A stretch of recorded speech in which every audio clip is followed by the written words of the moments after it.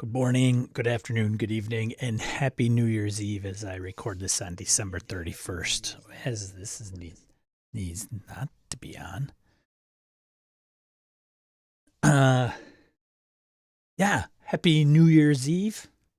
Look at that, Roger lingering in the background. Good morning, Zagrave. Zagrave.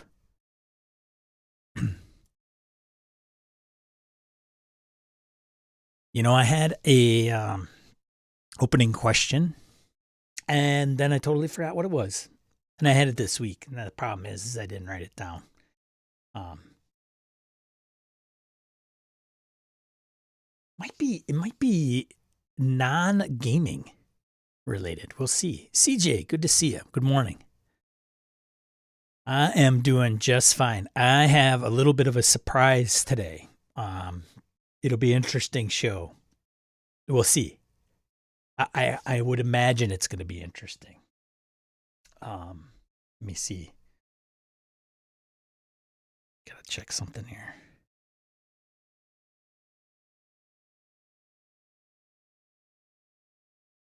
Yeah, it'll be interesting. I'm looking forward to today's show. I'm glad you guys took the time to tune in. Did we ever do a list of what we got to the table in 2022? There was a tweet that I put out there. I don't know if I revived it from the. I thought we did do the thread from 2022 on Discord. Like, I posted it on Discord a year ago too to say, hey, what are you going to get to the table? And then I revamped that thread. I think threads were still around to see if you actually did it. So I don't know. It's probably not there anymore. Did anyone else back the Dragon Bane Kickstarter from Free League? So CJ, when Phil McClory, if he joins, not only has he backed it, but he's actually run it. So yeah, so Roger might be in that thread. I know we've done the 2023 one. Well, I don't know if we actually documented, right? Did we do a 2023 thread on the Discord or Twitter that said, hey, what are you going to try to get to the table in 2023?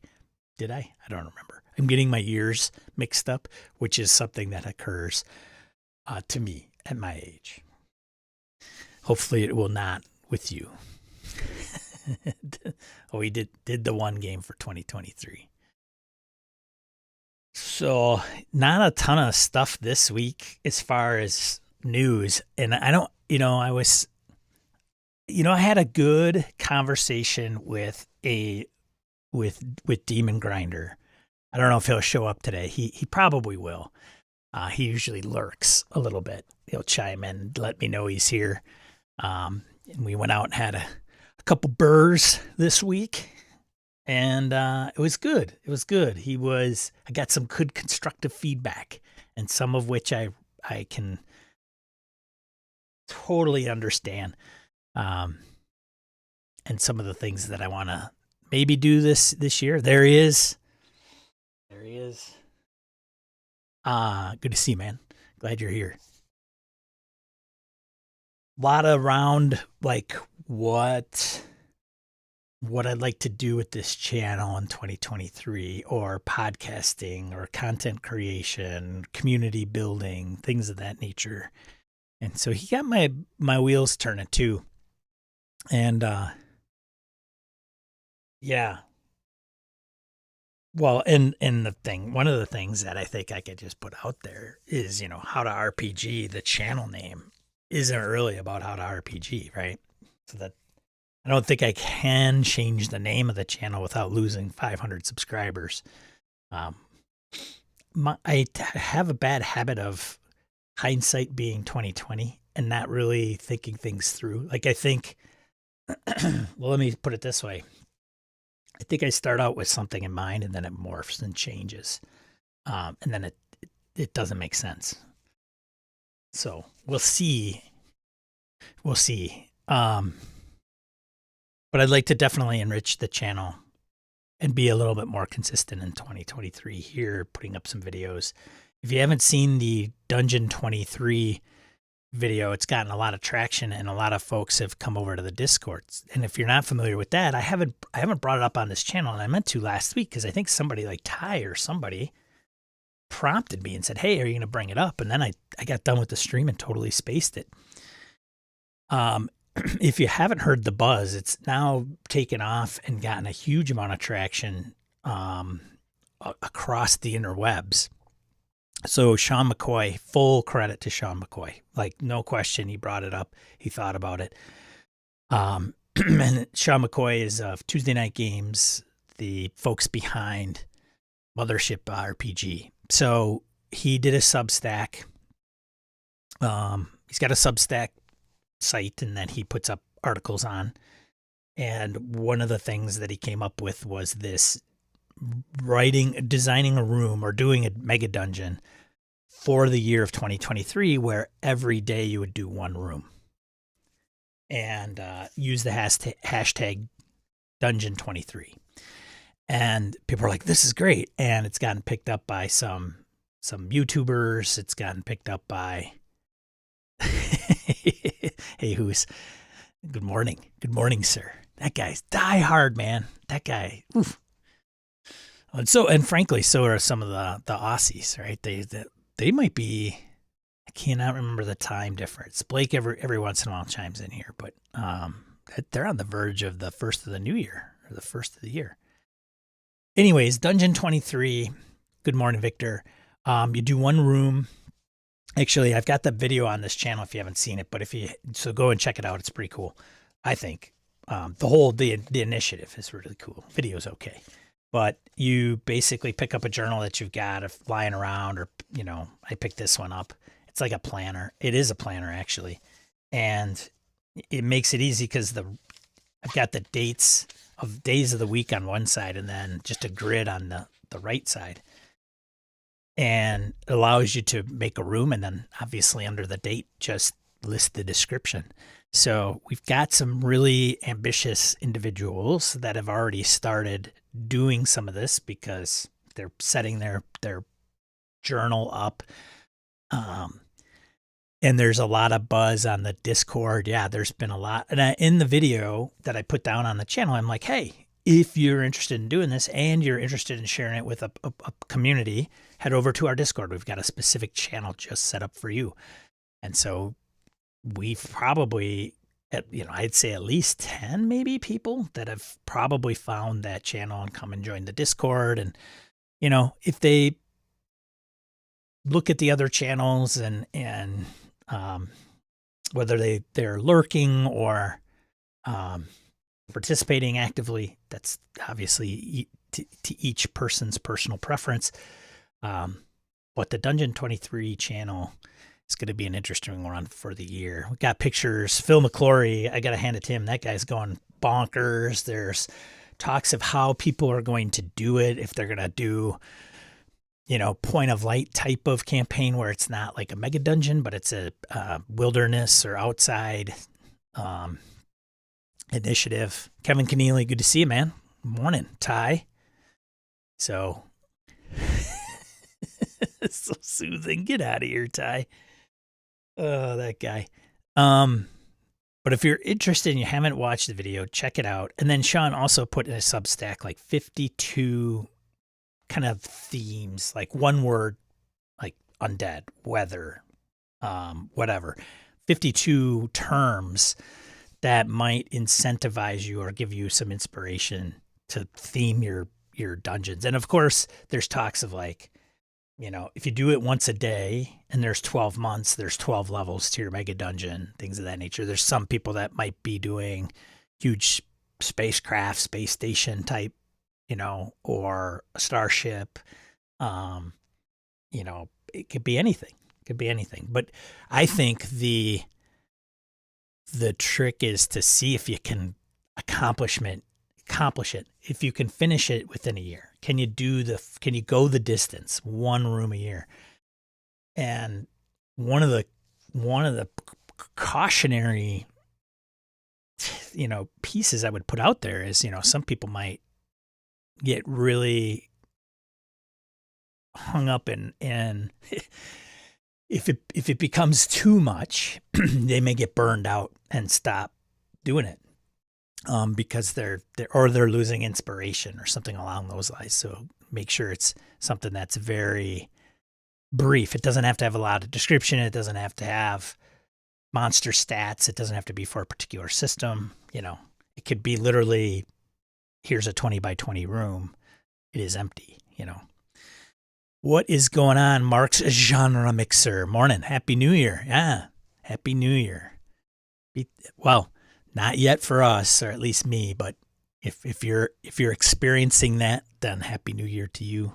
I mean, we're like, what, 16 hours where I am right now. So always a weird thing with the New Year, right? What a weird pagan thing. Is it pagan? I don't know. I always think of it as like this weird pagan ritual, like going around the sun. We celebrate that one, that one trip around the sun each year, and look back upon what we've learned and what we've done, and look forward to a new dawn for the next year. Then you get into New Year's resolutions. Let's not get into that, shall we?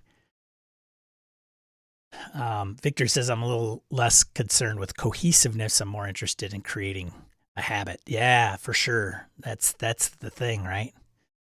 Like journal. I've always wanted to journal, like bullet journal. I've got the bullet journal book. I've watched videos. I've like the videos. Some of the folks have like just a YouTube channel dedicated to journaling. And some of those are just the work and the kind of artistic things that they put into them are just, to me, just mesmerizing. Like, I watched a couple ladies put their journals together, and I'm like, what the, like, dude, it's just fascinating. Like, oh, I would have never thought of that. That is so cool. And then the artwork that they're able to put in, and it's not even like, it could be just the smallest thing, and it's like just adds so much. And I've never been able to pull off a bullet journal consistently day to day. Like you're, set time aside, sit down, write out what has occurred. Like you're supposed to get up you do whatever you want, but the theme is like you get up in the morning, you do some journaling, and then you do it at the night.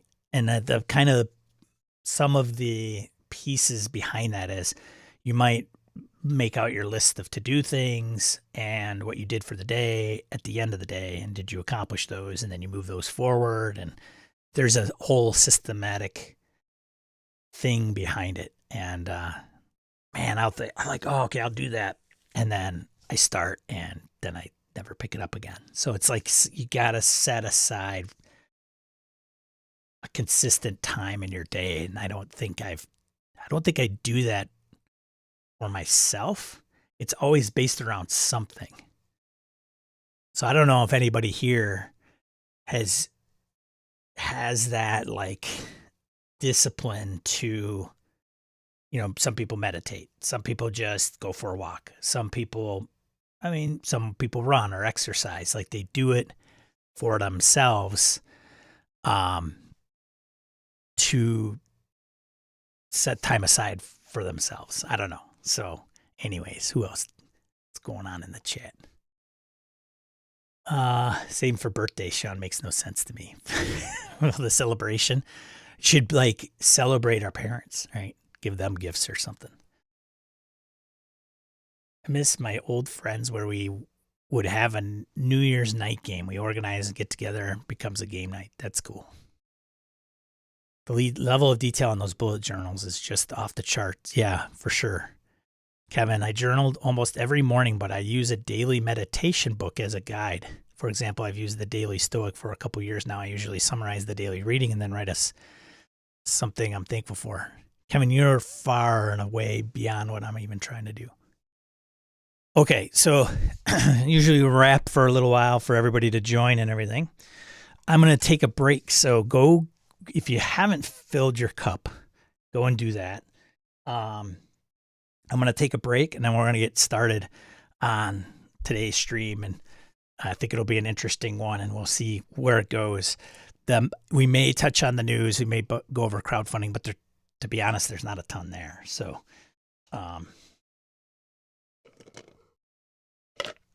give me about 5 minutes, and we'll get this squared away. All right.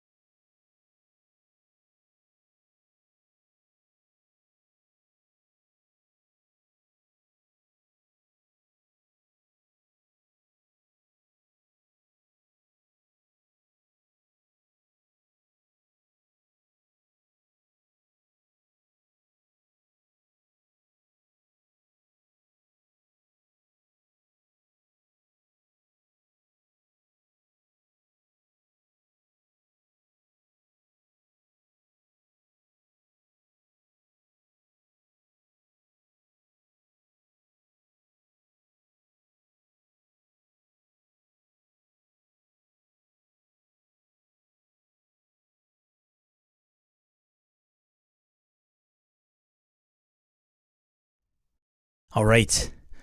Sorry for the delay, folks. Back. I wanted to get some water. And on my trip to the kitchen to get some water, I'm going to do something that hasn't been done on the live stream since I started this. And I think I've been doing this like for 2 years maybe now. It's been a little while. So we usually go through the news or the crowdfunding stuff or what's going on, whatever the hot buzz is in the RPG hobby for the week. I figured we'd switch it up since it's the end of the year. And I needed some help in order to make that happen. So I'm going to bring on a surprise guest today. Some of you might know him from a previous podcast. Some of you might know him from writing or being involved with a 5e supplement setting that he did some time ago. I want to bring my buddy Brett onto the show. What's going on, Brett? Hey man, I think I've disappointed people. I'm seeing Santa in the chat. I mean, I've got the gray beard going. It's not quite that white yet. That's right, man. So morning. Yeah, morning. How you been, dude? Not bad. When the alarm went off, and I'm like, man, I gotta get up and do Sean's thing. I'm like, what the fuck am I up this early for? God damn, it's Saturday. I should be sleeping. I should sleep in. Yeah, but then I remembered I had to get up anyway because I've got to get the dogs out because my wife and AJ are out at in Pasadena. AJ's in the band that's doing the Rose Bowl trip thing, so he's going to be in the Rose Bowl parade. So I'm like, I got to get up anyway. So for those of you that haven't heard of Gaming and BS RPG podcast, some of you haven't. Some of you are well versed in the show and have followed us for a long time. But for those of you that don't, Brett and I hosted Gaming and BS for over 7 years and sunset it back in June. And so if you're interested, that back catalog is still out there. But nonetheless, we're doing a one-shot reunion here apparently on the New Year's Eve of 2022. And we were talking, Brett's like, I got some things I want to talk about. And I said, okay, we could do it on a Saturday if you want. I stream this thing. And he's like, oh, yeah, that's right. So maybe we'll get on there.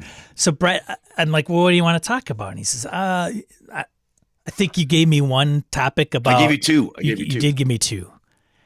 Yeah, I talked about like skills, using skills and stuff. Because I had in the BS or Discord, I posted up a thing how I was running, been running D&D and World of Darkness, all sorts of different stuff.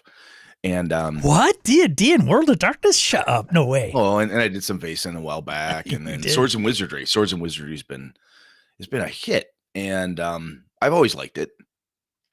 AJ had his buddies over for Christmas. He's like, hey, Dick, could you run like a Christmas themed game? Like, yeah, totally. So we had like these little Krampus demons and shit. And his buddies, and I said, I'm going to run Swords and Wizardry. And AJ's like, oh, that'll be good. He's like, because I'm sick of my friends. This is my son saying this. I'm sick of my friends staring at their character sheets for everything they want to do. I'm like, okay, well, there's no skills here, So we'll see how that goes. And it was fun because what happened was they looked at it and said, oh, well, how do I'm a thief. So I've got thief skills. Does everybody have these? Nope, just the thief does. How does this work? A single saving throw, went through the basics for the rules. And they're like, well, what if I want to try something? And it's not in Swords and Wizardry rules, but it's a thing I do when I've run it before. When players get stuck, and I'm like, look, your character should probably know this type of thing. Well, who's the wizard? Who's the magic user? Oh, I am, says so-and-so. Roll under your intelligence. Your intelligence are lower on a D20. And usually your intelligence is your highest stat. So you got a pretty damn good chance of making it happen, right? And then that's what I've used for like a skill check, so to say. And it worked out really, really well. And I found that group, and it's not everybody, obviously, because I don't game with everybody, but that group had a kind of a breakthrough, if you will. Maybe it's too strong, but for how they were describing and role playing versus heads down looking at their character sheet. Can I try acrobatics? Should I try this? Kind of skill shopping, right? Skill shopping to try to solve whatever problem situation was in front of them. And it was pretty cool to see them do different stuff. And at the end of it, the group, Jackson and a couple of like Jackson especially, which is why I remember this. He looked at me and said, "I love this system. It's really sweet, smooth, and simple." I said, "Well, that's one of the fun things about some of the older school stuff." As I said, it's a little bit easier, and I said it's not as, you know, Byzantine rule system as like a first edition AD&D. Like if you try to read the rules to front to bottom, I said if you want to get more complicated, pick up like Osric or Hyperborea, something like that. But those are written better and you can actually comprehend them. But they were pretty sold. They loved the idea. And one of the other kids, Henry, said like, "Well, I still like 5e though." I said, "That is totally cool." I said 5e is a perfectly fine system, nothing wrong with it. But what that led me to, Sean, was a thing you and I have talked about for over 7 years. And I said it to these kids, and when I say kids, like 18 and under, right? I said, the more you play different game systems, I said, some of you played Call of Cthulhu, some of you played this or that. I said, the easier it gets for you to come up with some of your own creative ideas. All these kids are in band or in theater with my son and my daughter. And I said, I find for myself, the more I know about all these other systems, how they do different things, how the tone, the feel and stuff, it's easier for me to be creative as a game master and a player to get into the mode and get into the the tone of the game, because I don't just have one point of reference. I've got multiple reference points of different styles and types all over the place. And they all looked at, "Oh yeah, the old guy's got an idea there. Ooh, I like that. I like that." So I thought that was really cool. You know, just I said those things, which is shit you and I have said for years, but I said it directly to somebody, you know, face to face, and they went, "Huh, yeah, I can see that." And they told, like, "Wow, yeah, what other games do we have?" I'm like, "Dude, so I told them, I said, if you want to, just tell AJ, can we play a horror game?" I said, "I have Call of Cthulhu, Trail of Cthulhu." "Ooh, what's the difference?" So I explained the difference between the two. "Oh, that Trail game sounds fun." "Yeah, it's totally fun. It's really a hell of a good game. Let's do that." You know, or I said, I've got like really complicated. I have Middle-earth role playing. "Oh, I love Middle-earth." "Yep, but it's a Role Master, which is really in depth." I've got, 2 different versions of Warhammer and blah, blah, blah. So it was pretty interesting because it kind of got to, I was able to pull out because a while back, if you follow us on on our Discord, I was able to tell Sean he was right. Took me 7 years, but I figured he was right. And I told the kids, I'm like, "Man, a good gaming system, if you pick one," I said, like Vaesen. I explained Vaesen, however you want to pronounce it to them. I just had, so somebody posted the Humble Bundle, which is I saw that. Forbidden Lands and 3 Vaesen books. And I've got, the only thing I'd get new is the 2 of the Vaesen books. But, so it wasn't really worth it for me yet. And I posted it on Mastodon that it's kind of like a Twitter if you guys aren't on Mastodon. And one of the respondents was like, "Well, what's so unique about Vaesen?" And I'm like, "Well, listen to this show if you have an hour. And if you don't, then here's kind of the synopsis." But it's hard to convey going into Vaesen specifically. It's like hard, unless you've run it and you have like these 4 or 5 bullet points that you can just get through in very succinct manner. And frankly, I haven't run it. Right. So that's also, I mean, you could go online and listen into 10 YouTube channels that talk about Vaesen and 8 of them probably have never run the game. Yeah. Shots fired. Hey, but go, as you were going to say, it's a unique game, but it's hard to like, they're like, well, so I think if they've literally said, what's so unique about it other than like, Norse, monsters? And I'm like, that there's so much. Well, yeah, I mean, in Vaesen, so this is what I explained to the kids was, I'm like, look, in Vaesen, I said, you're going to have more fun in Brett's opinion as a campaign. Sure. Because you get a manor, you start the game, right. Your characters meet through this process, and there's this manor home, which has hidden mysteries in and of itself. And as you advance the characters, you advance the different adventures and things you go through, you are unlocking, to use video game parlance, right? You're unlocking components of your own home, right, of the place you hang out, hidden libraries, lost this. You get more followers, you get more edges and perks type of stuff that you can use as you go along. And you should be learning and chronicling what you're finding out about these Norse creatures that you're dealing with, and developing your own perspective on them. You know, are they all from the devil? Are they satanic in origin? Are they nature in origin? Is it our fault because we're driving technology and stuff into their world that this conflict is occurring, and so on? And the way magic, insanity, and pain and all that stuff works, it's just different. And I said to them, I'm like, you play those types of games, things that seem interesting, and you're going to find certain games that curate an experience for you better than others. Well, and that's where I was going with this. I'm like, I told him, I said, my buddy Sean told me for years, like, no, man, the system has more matter. And I kind of got there at some point, and I'm like, you know what? This is arrogant to say, but those of us who've been doing this for a long time, free your mind, Brett. Free your mind. Well, you know this, Sean. Guys like you and I, and men and women, and folks if you've been game mastering for a while, you can game master over the top of something. You've done it, right? We've talked about this, you know. Like, look, I'm trying to run this thing, forget about it or whatever it is. I'm trying to do this thing, and the players don't know shit about Savage Worlds. And I got a 4-hour game slot at this con to get them to appreciate the game. I could either, quote unquote, waste my time teaching everyone the system, or I could go, you know, or we could just get into the game. Well, old faithful fallback. I think we all have some of those for sure.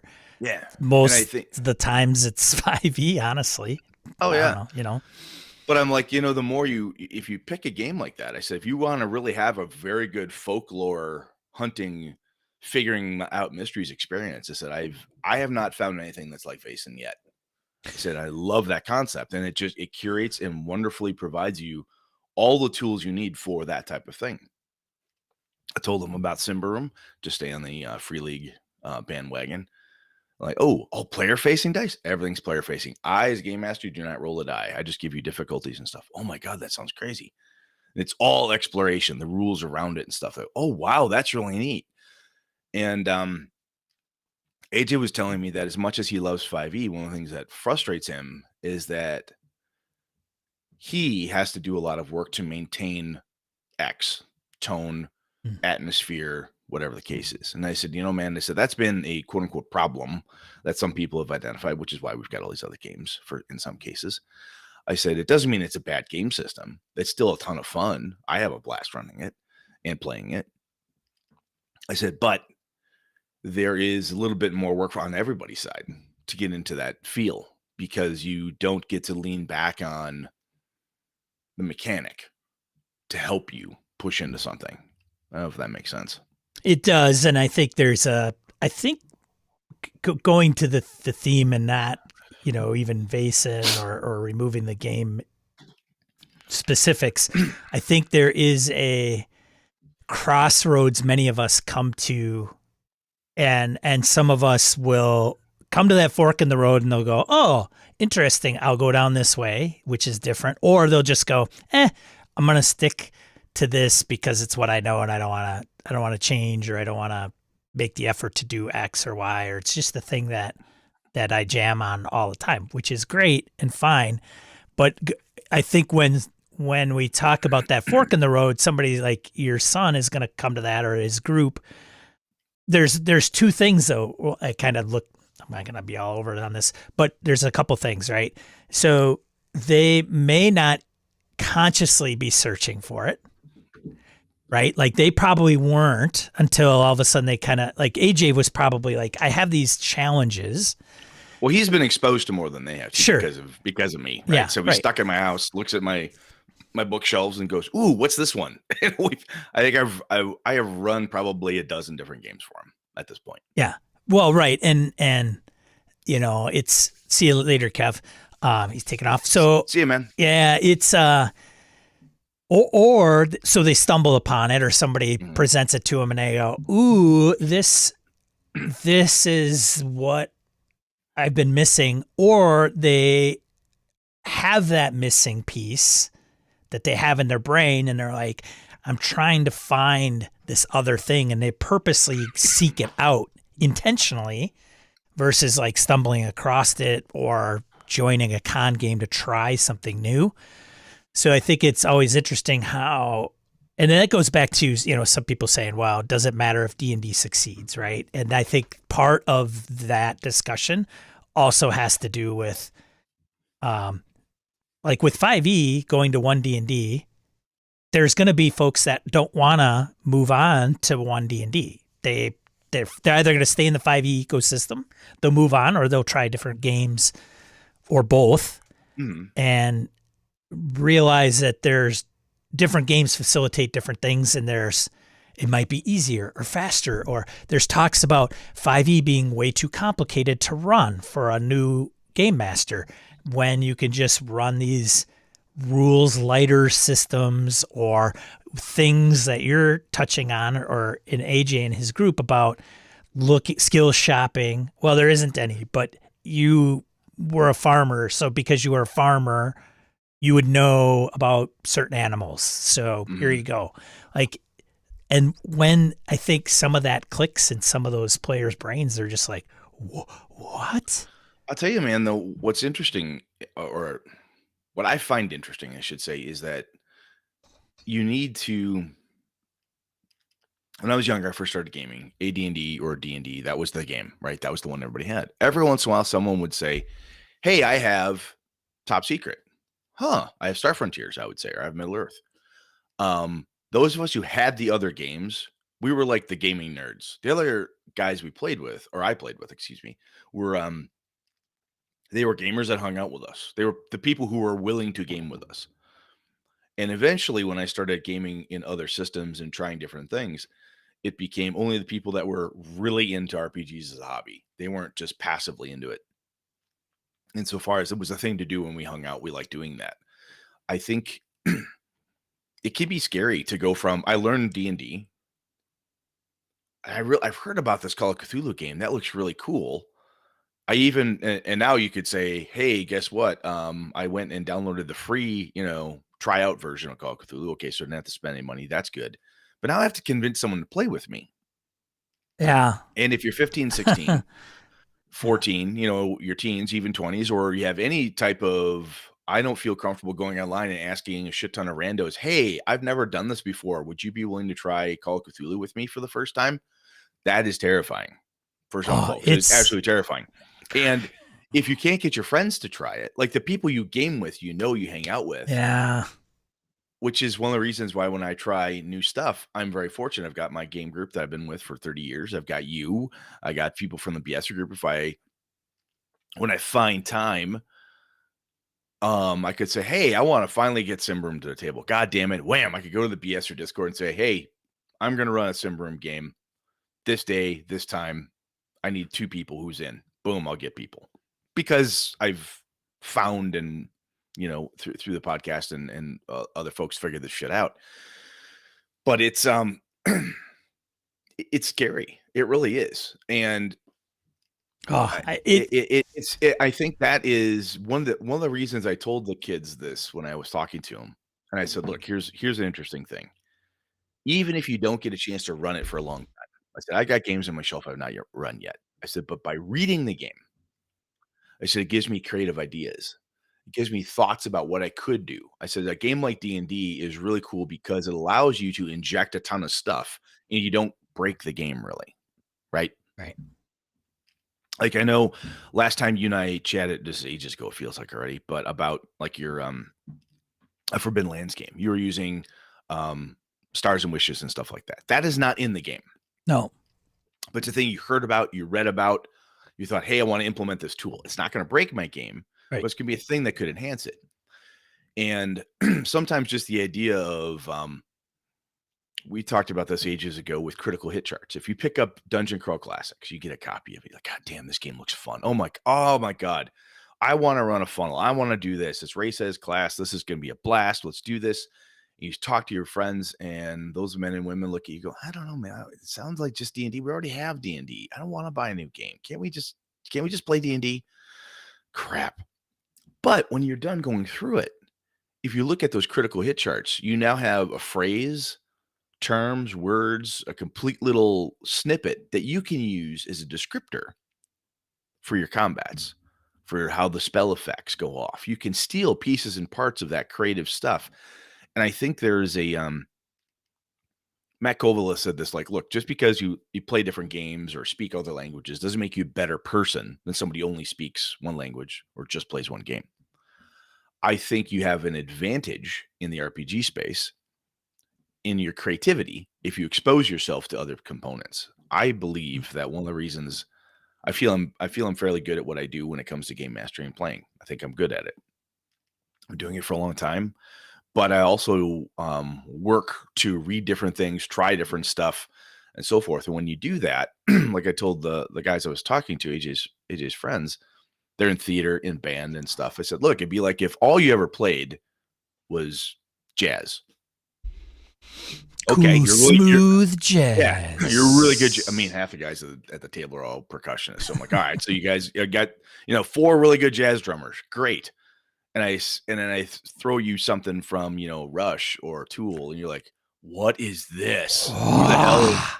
That's Neil Peart, Danny Carey. What the hell just going? Oh, and here's some Meshuggah. Listen to this guy. Holy fuck! What is that noise? This is crazy. Until somebody shows you that, or you don't sometimes don't even know that's available. Yeah, for sure. And like you said, you're kind of, it's not that you are actively wishing for knowing, oh, there's a hole in my creative process. I wish I could fill it. Wherever shall I go? But I don't know. I think it's fun because it's fun to play and do all this stuff. But when I look online and I see people in Twitter or other places, oh, don't play that game. Oh, you're playing the wrong game. You should try this other game. And I think what sometimes people are missing is not the fact that, hey, this game does have a wonderful curated experience. What you're talking about here is you would love Savage Worlds. Why? Well, let me tell you, man. Oh, that does sound great. I can never get it to the table. Yeah.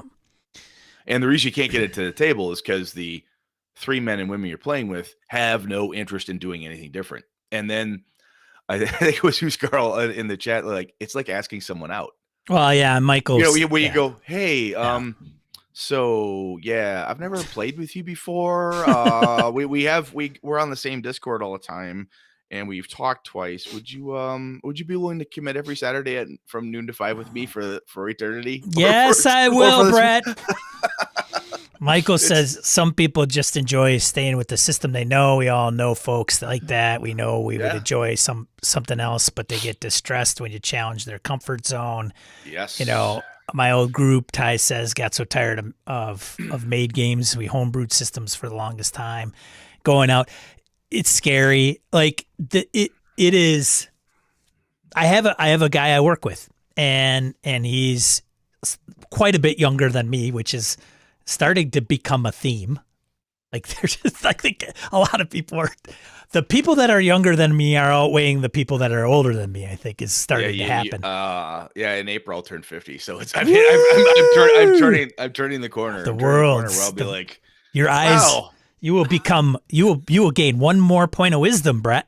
Yeah. Well, strength, constitution, dexterity. That's right. Take a hit. I gotta take a hit. But I was talking to Aaron. I started out the stream talking about meeting up with Aaron, and because he's local, and he mentioned how personal gaming is, like how uniquely personal it is, and it is. But having somebody point it out and going, okay, why I want to play with my friends. So going back to my colleague, he's a younger guy. He's got his friends. He's playing D&D, but he's starting to run into things that we used to hand wave as kids, I would say, right? Like, okay, we don't have much of a choice. Who cares? We don't know Brett's a terrible game master. We just have fun because this is a new experience, right? AJ's having the same. AJ's had the same thing. Yeah, he had a group of guys down at before we moved at his original school, and they're still friends. They play online games and stuff, and they're into things. I've run for them and I've run for his friends up here. And after I've done it for a while, he says, "Oh," I said, "How was it?" He goes, "That was a lot of fun." I said, "I'm going to tell you something. I don't want you to be offended." I said, "I like all your friends. None of them are bad people. They're good kids, every one of them." He goes, "Okay, what?" I said, "This group is better to game with than the other group." And he goes, "Oh, no kidding. Hands down. Hands down." And I said, "It's not like the other guys don't want to." I said, "But in your other group," I gave him 2 names. I said, "I would game with these 2 guys any day of the week because they're into it." I said, "The other 3 are just there to hang out." Sure. Yeah. Right. Right. Yeah. And it was like, Yeah. he's hit that point where he's like, "Huh, I want a serious game where we are he's focused." 20. He's now, what is he, 6'15", going on 20, 25? He's going to be 17. Yeah. 17 going on 25 now already Yeah, in like, the gaming space. Yeah. So I started a Greyhawk game with him, Lenny's son, Aiden, and AJ are the same age, and my buddy Alpha. So the 4 of them with me running like every other Friday. And he's like, this is the best ever. He said, "There's a long campaign. We've been growing characters. Oh, I love this. I love this. I love this."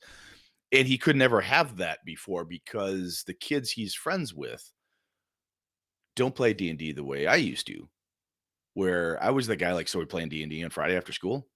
Who's working? Who's not working? Where are we at? Okay, cool. We'll play Saturday." drive, go play, right?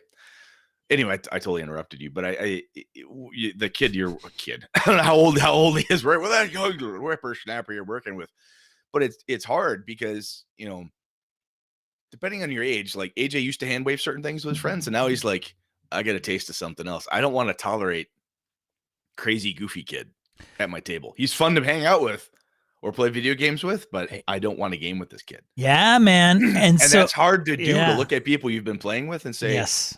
"So Sean, yeah, I'm going to start a new group and you're not invited." Yeah. That's what you feel like you need to say or something. That can Yeah. be Well, and that is a weird beast, right? Like, so it's, man, it's the gamut. Like, and it's not even an age thing. Because your son's 17, we got 50-year-olds that feel the same way. So it's not even an age thing. It's a strange pack like. So it's I get it, but I've played with so many people. I think you have you and I've talked about this with your day job and how you are able to. I have seen you at cons with you. I'm like, somebody comes up and says something and they walk away. I'm like, "Sean, who's that?" You're like, "Oh, that's so-and-so from this day and this time and blah." I'm like, "Fucking hey." You remember all that stuff. You can merge into groups very easy. I've seen you do it. There's different personality types. Absolutely. That can flow with that better. Yes. Yeah. And every group has its own personality. Right. And role-playing gaming is one of those incredibly personal, intimate things that you share with another group of people. Right. You hold hands at the table. It's very intimate. It's very intimate. At least at my games. Yeah, you're lucky we only play virtually. X card. Yeah. Sean told me no more tongue, which is just weird. Wow, that went bad. Anyway, point is it's from a creative perspective, though, you are letting people into what is, because it's a little bit of improv, it's a little bit of writing, it's a little bit of, and people are often sharing things, what they think or how they want to approach a problem, what they thought was funny or what they think is fun and so forth. And these are, it's kind of like getting to know somebody over a span of 2 years, compressed down to 4-hour game. Yeah. It's a very intimate sharing of ideas and back and forth. And I don't like that, but I like this. And then to look someone in the eye after you shared this wonderful experience and all this stuff and say, "I don't want to do that with you anymore. I found somebody else." It's hard. I remember in high school having early college, after high school, early college, had a kid, Mike I used to play with. And, I started running Vampire and I started it with a totally different group on purpose, did not invite him. And Mike finds out and I'm like, "Oh my God, what do I do? And, he finds out and he gets pissed at me. I mean, literally angry. Like the worst thing that in my head, I'm like, "Oh my God, he's going to get mad at me." And he was. He like yelled and was like berating me. "How could you? I thought we were friends." And I said, "Okay, stop." Broke his heart, Brett. I did. But I looked at him and said, "You play soccer?" It was not the same thing. He said, No, hang on. You have a soccer team you play with, right?" "Well, yeah, 2 different teams." Okay, I said, you never invite me.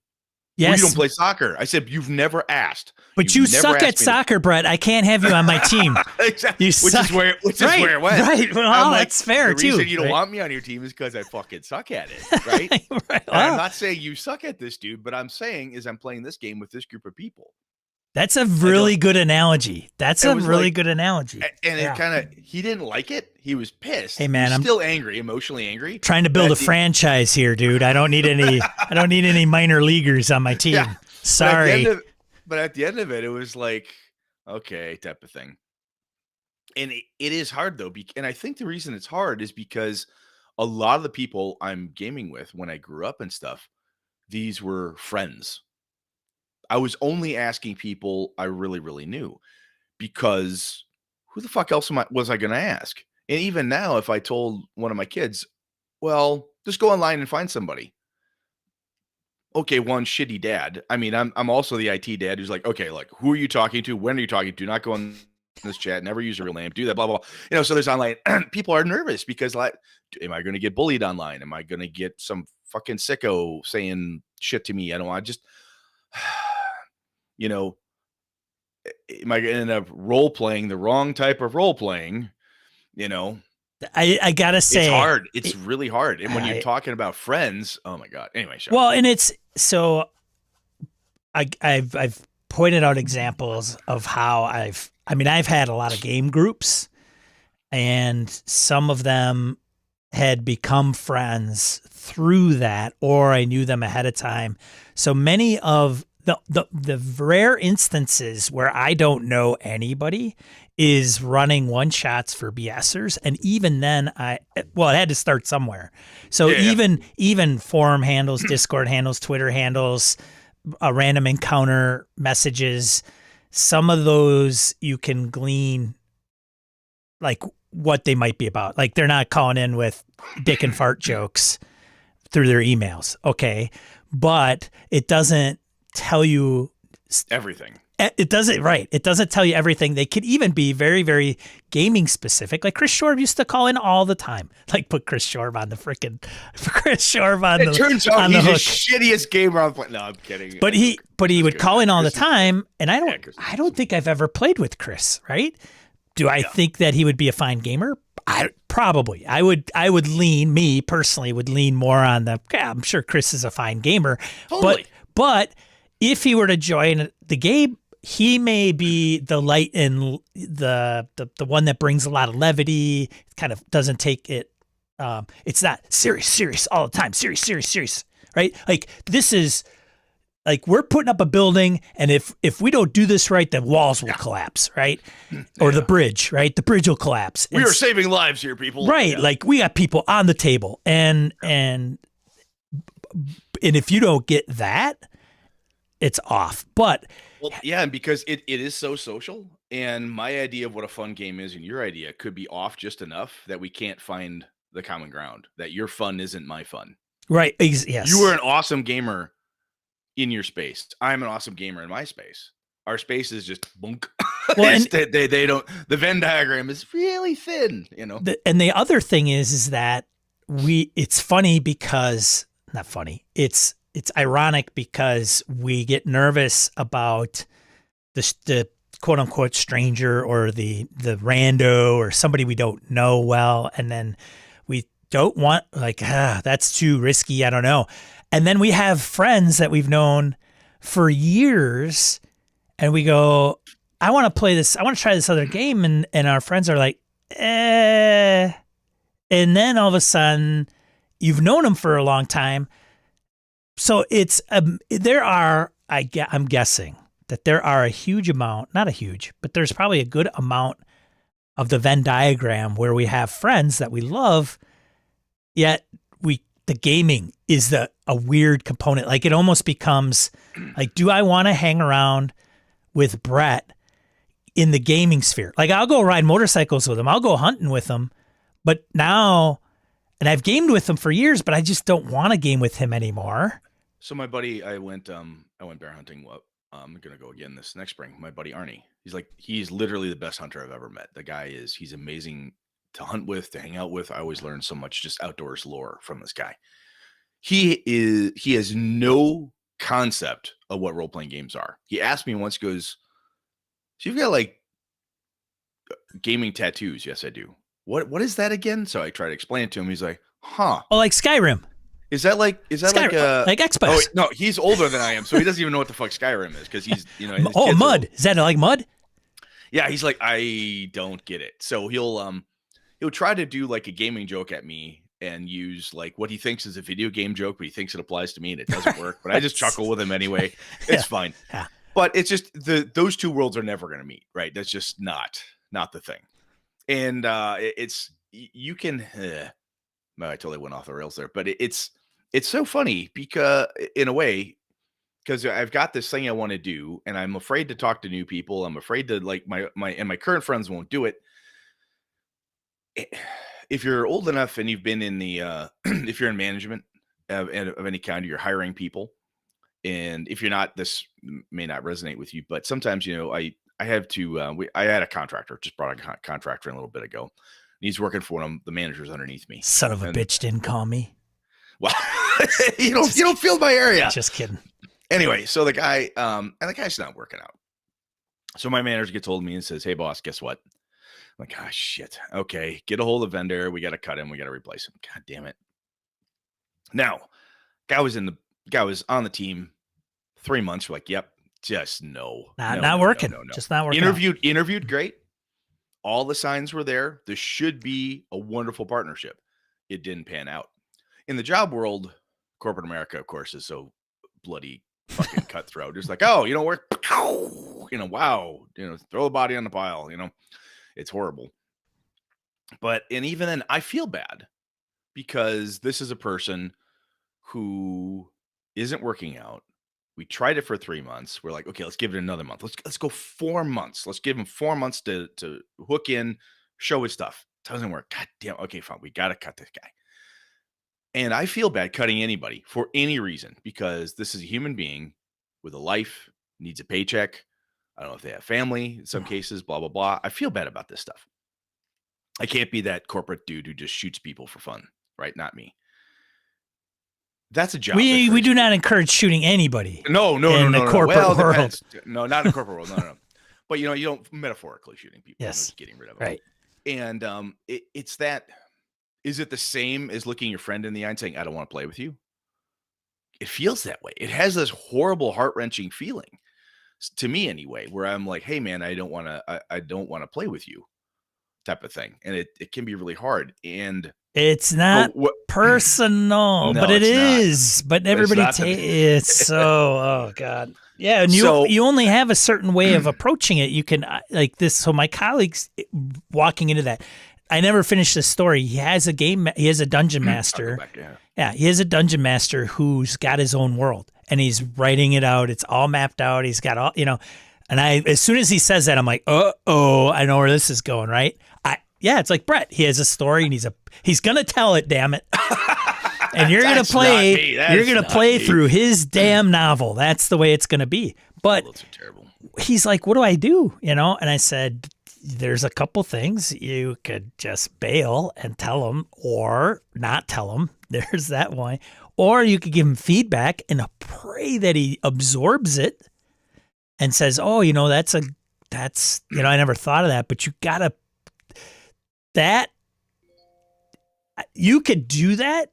It's how you do it. And a lot of people don't know how. And some people don't know how to recognize it being given to them. So yes. I have done the. What do you mean you're giving me feedback, Brett? Like this is feedback? How dare you? I don't really agree with you. Yeah. Like my game's awesome. What are you talking about? Exactly. Yeah. How can you not? I don't understand.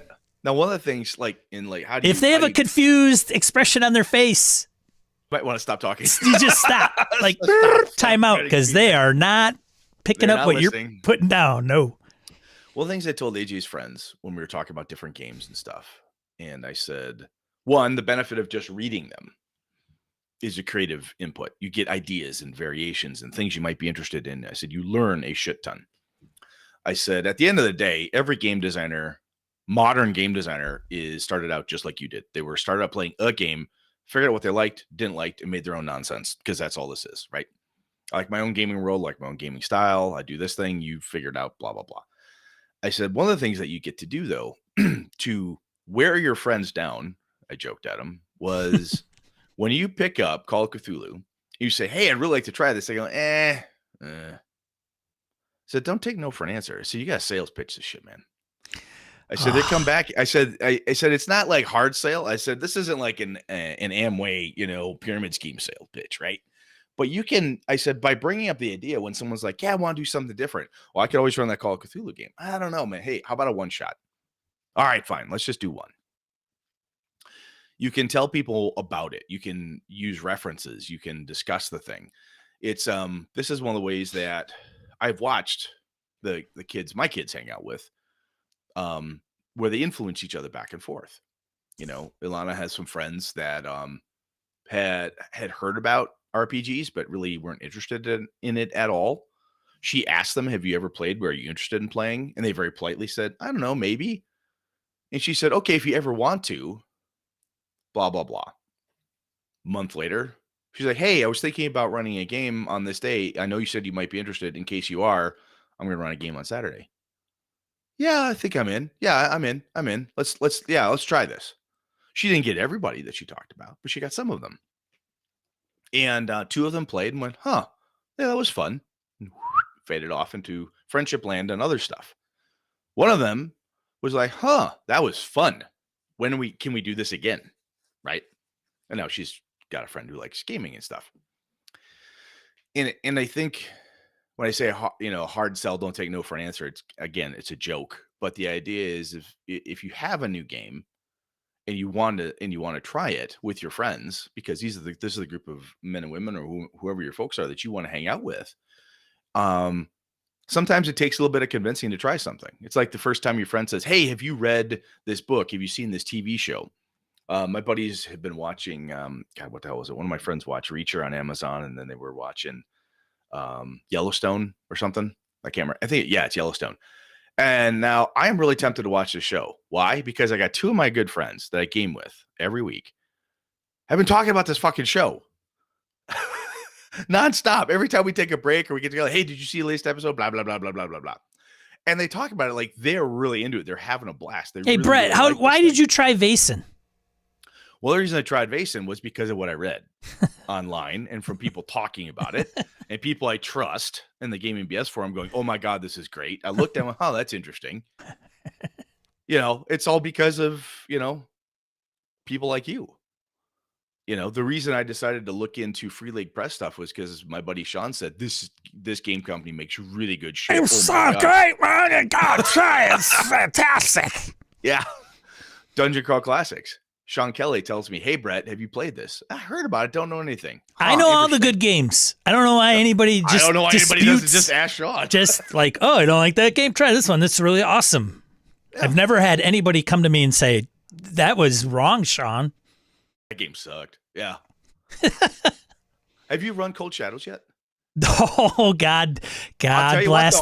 That's happening. That's happening this year. Like, I got a group. I'm going to sit down Thursday, I think I have it on the list. They haven't ranked it, but I don't care. Like we're going to come to an end, like the next one on the docket. So we just wrapped up Forbidden Lands, 15 sessions. And then I don't know if I told you this. So we got done with 15 sessions and Harrigan and I think it's probably Kevin and Phil and Wayne as well. I'd hope we're like, I don't know. Harrigan and I are in 2 long-term campaigns at the time, taking up one night a week. And so we wanted to get more games to the table in 2023. And you can't do that if you're tied up in one campaign, right, for the entire year. So we're like, we're going to end this one. And then we're going to start running other games, one shots or mini arcs. So we've got to list the games, who wants to run them and what those look like. So the next one is Alien. I'm going to run that. But I have the short story is I have Cold Shadows on that list, and I'm going to get it to the table. And if those guys are like, dude, I don't want to play Cold Shadows, I don't want to play Cold War, I don't like that system, I don't care. And so that's it. So they're going to play, and we'll make it happen. I love that. Yeah, I've been talking about, I got to leave. or I got to go. I got to leave. I got to find somebody else that's going to do it. It's very simple. Well, as Victor says in the chat, the mini arcs are great for trying out new games. Yeah. I think one of the things that and new people exactly, but one of the things that I did and I watched. So my kids got into when I first started running D&D for my kids. Connor, AJ, Lana, Michaela had no interest. They were 6 months old. No, they were like 4 and 5. Because I'm like, I remember run games for my kids. God damn it, I can't wait any longer. They can speak. They went straight from the hospital, and I started rolling dice in front of them. Exactly. Gave them a D20 for their birthday. But I started running campaigns. Like, hey, let's do stuff. Let's build. Blah blah blah.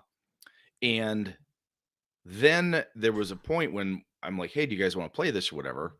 And my kid's like, oh, and I said, well, we could just play one game. And he looked at me with shock, like, you can do that? I said, absolutely, you can have a one shot. A one shot's a game that just lasts a session. It'll be a quick story. Oh, neat, interesting. And I think that one of the pieces that can happen if I'll just pick on D&D because it's the big monster, right? So if you're playing with a group of folks that are playing D&D, and every time you play D&D, it's like one of the published adventures, or pre-published, as we used to say in the biz. This 200-page monster that takes you from levels 1 to 12 or 1 to 15, whatever it is. 1 to 20, baby. 1 to 20. And it takes you literally a year to 2 years of real time to play through the whole damn thing. 2,000 hours. Yeah, if you think that is what a RPG game has to be, I could definitely see why somebody's like, look, man, this Vaesen thing, it actually sounds interesting. I don't want to commit the next year of my gaming hobby time to your game. Right? Get out. But I think one of the things to help people do, as Victor's talking about, is like say, no. This game can be run in 4 sessions. Really? Yeah. This Call of Cthulhu adventure, 2-3 sessions tops, guys. Really? Yeah. Oh shit, I can spend that time doing that. Right? And I think part of what some people's hesitancy is that I've encountered with trying a new game is that they have a predetermined notion of what investment they need to make. I had to buy 3 books. I had to read them all back to back. I had to memorize all the rules. Exactly. I don't know the character sheet. What dice do you roll? This is, oh God, what a slog. I don't want to start over. What is this? Oh, blech. Yeah, they have this picture of a learning curve that's like this straight, angle, 40, bam, 90-degree angle in the corner. Holy fuck, I can't learn all that. Like, look, guy, it's not that hard. Bang. Which is one of the reasons why you and I have said for a very long time, like one of the best things about a gaming convention is you get to go try the new game. And it's a compressed piece. Even if you don't master all the rules, it's fine, type of thing. With randos. With randos. Yeah, you get used to it. But I honestly think, though, that if you do that, if you can, as gamers, as when we're working with new players, I started AJ's friends here in the Wausau area they understand one shots because they do that a lot. Like, oh, let's just play D&D tonight. Let's just make up characters for tonight and have some fun. So they like watching character progression, but that they just want to have a good time telling a story and doing the thing at the table at that moment. They're fine. But I think as game masters, as longer term players, when we're introducing new people, I think one of the things that we should be doing more of, and when we want to pitch a new game idea to somebody, is like, look, this isn't like a year of your time. I could get this done in 4 sessions. Or, hey, let's just play a one shot. In the back of the Vaesen book is an adventure. It's really well done, in my opinion. I said this before on the BS show, man. It's really well done. Walks you through all the different pieces and parts. It's awesome. Great way to get everybody into things. And it's pretty succinct. It's not going to take you a ton of time. Took me 2 sessions with my kids. Bam, bam, bam, bam, bam. Got through it. Now, depending how long you play, whatever you define as the timeline for a session. But a lot of times those, and the free game that comes with the Call of Cthulhu, that you can do that in one night. On it's the haunted house one, you could bust through that pretty damn quick. 2 sessions tops, I think. Maybe 3 if there's a lot of fart and dick jokes that really slow it down or something like that. But getting people to understand that you can try a thing briefly, right? It's kind of like, hey, I've never had Thai food before. Let's go to this restaurant. well, I don't know if I'm ready to commit the rest of my life to only eating Thai food. No one fucking, who said that? You know, you're trying this thing. And, but if your concept of gaming is that every game lasts for a year, is this incredibly in-depth 0 to 20 level crawl, that's a piece in the sales pitch. If you want to get your group to try something new, man, you've got to get that crew to understand it doesn't have to be a year's commitment, guys. You know, guys and gals here, we could play. Y'all just play for a little bit. I think there's a fine line. I agree with you on. I think that's like 101. Like, hey, oh, totally right. But no. if you try to hard sell, I just know, and if you know your group, like, oh, hey, yeah, hey, I play insert game that is maybe a little more tactical. We're gonna play Alice is Missing. Like, you know, there's certain games. Now, in all fairness, I'm also going and thinking my group would be not interested, but I don't know, but I do know. Like, I know Jeff, he's not going to play Alice is Missing. It's just not going to happen. He'll be like, let me get this straight. Wait a minute. Hold on a second. It's a text game? Yeah. And we play teenagers? Yeah. That's dumb. Shut up, Sean. Like, sorry, Jeff. It's just, I gotta find somebody else to play with. I gotta find other people to play with if I want to play that specific game. And I think unless you run into, I mean, going back to playing with people that you don't know, I mean, I've been blessed with a couple things. One, if I've run for BSers one shots when I was doing Star Wars Age of Rebellion, a one shot you can garner a lot of info on a person's play style in a one shot. Honestly, really quickly. And then if they haven't interested, so then you tie that into the gaming moot that was set up where people were like, hey, I'm willing to run these games and expose other people to these games. And then players can go through there and say, I want to play that and try it. You combine those two things. That's how the Forbidden Lands guys that I game with came together, because I gamed with them. I'm like, so did I game with each and every one of these? Yes, maybe one or two multiple times.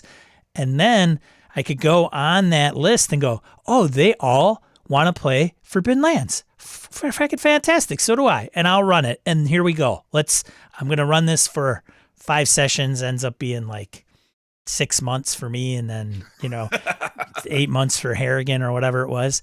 But it's those, because a lot of folks in the gaming hobby aren't doing podcasts. They're not watching YouTube. They're not going to gaming conventions. They have their home group. That piece is not like it's outside of their purview, if you will. Yeah. If you're in that space, right, like you and I were and are, is that Brett, Sean have our own little Discord thing. Cool. I've got people there that are basically pre-screened that I believe are interesting, good, fun people. Right. I look at them like, hey, the other piece, I think, and you taught me this, and I didn't realize I was doing it, but the approach of opt-in is a big one, where if you're saying, hey, I've got this game, I really want to run a Call of Cthulhu game. Hey, you know what? I'm thinking of running Saturday. Anybody want to play? Just one day, one game. It's a short game. You look at your game group. If nobody wants in, if no one opts in, they're like, okay, wow, there's no interest at this time or whatever.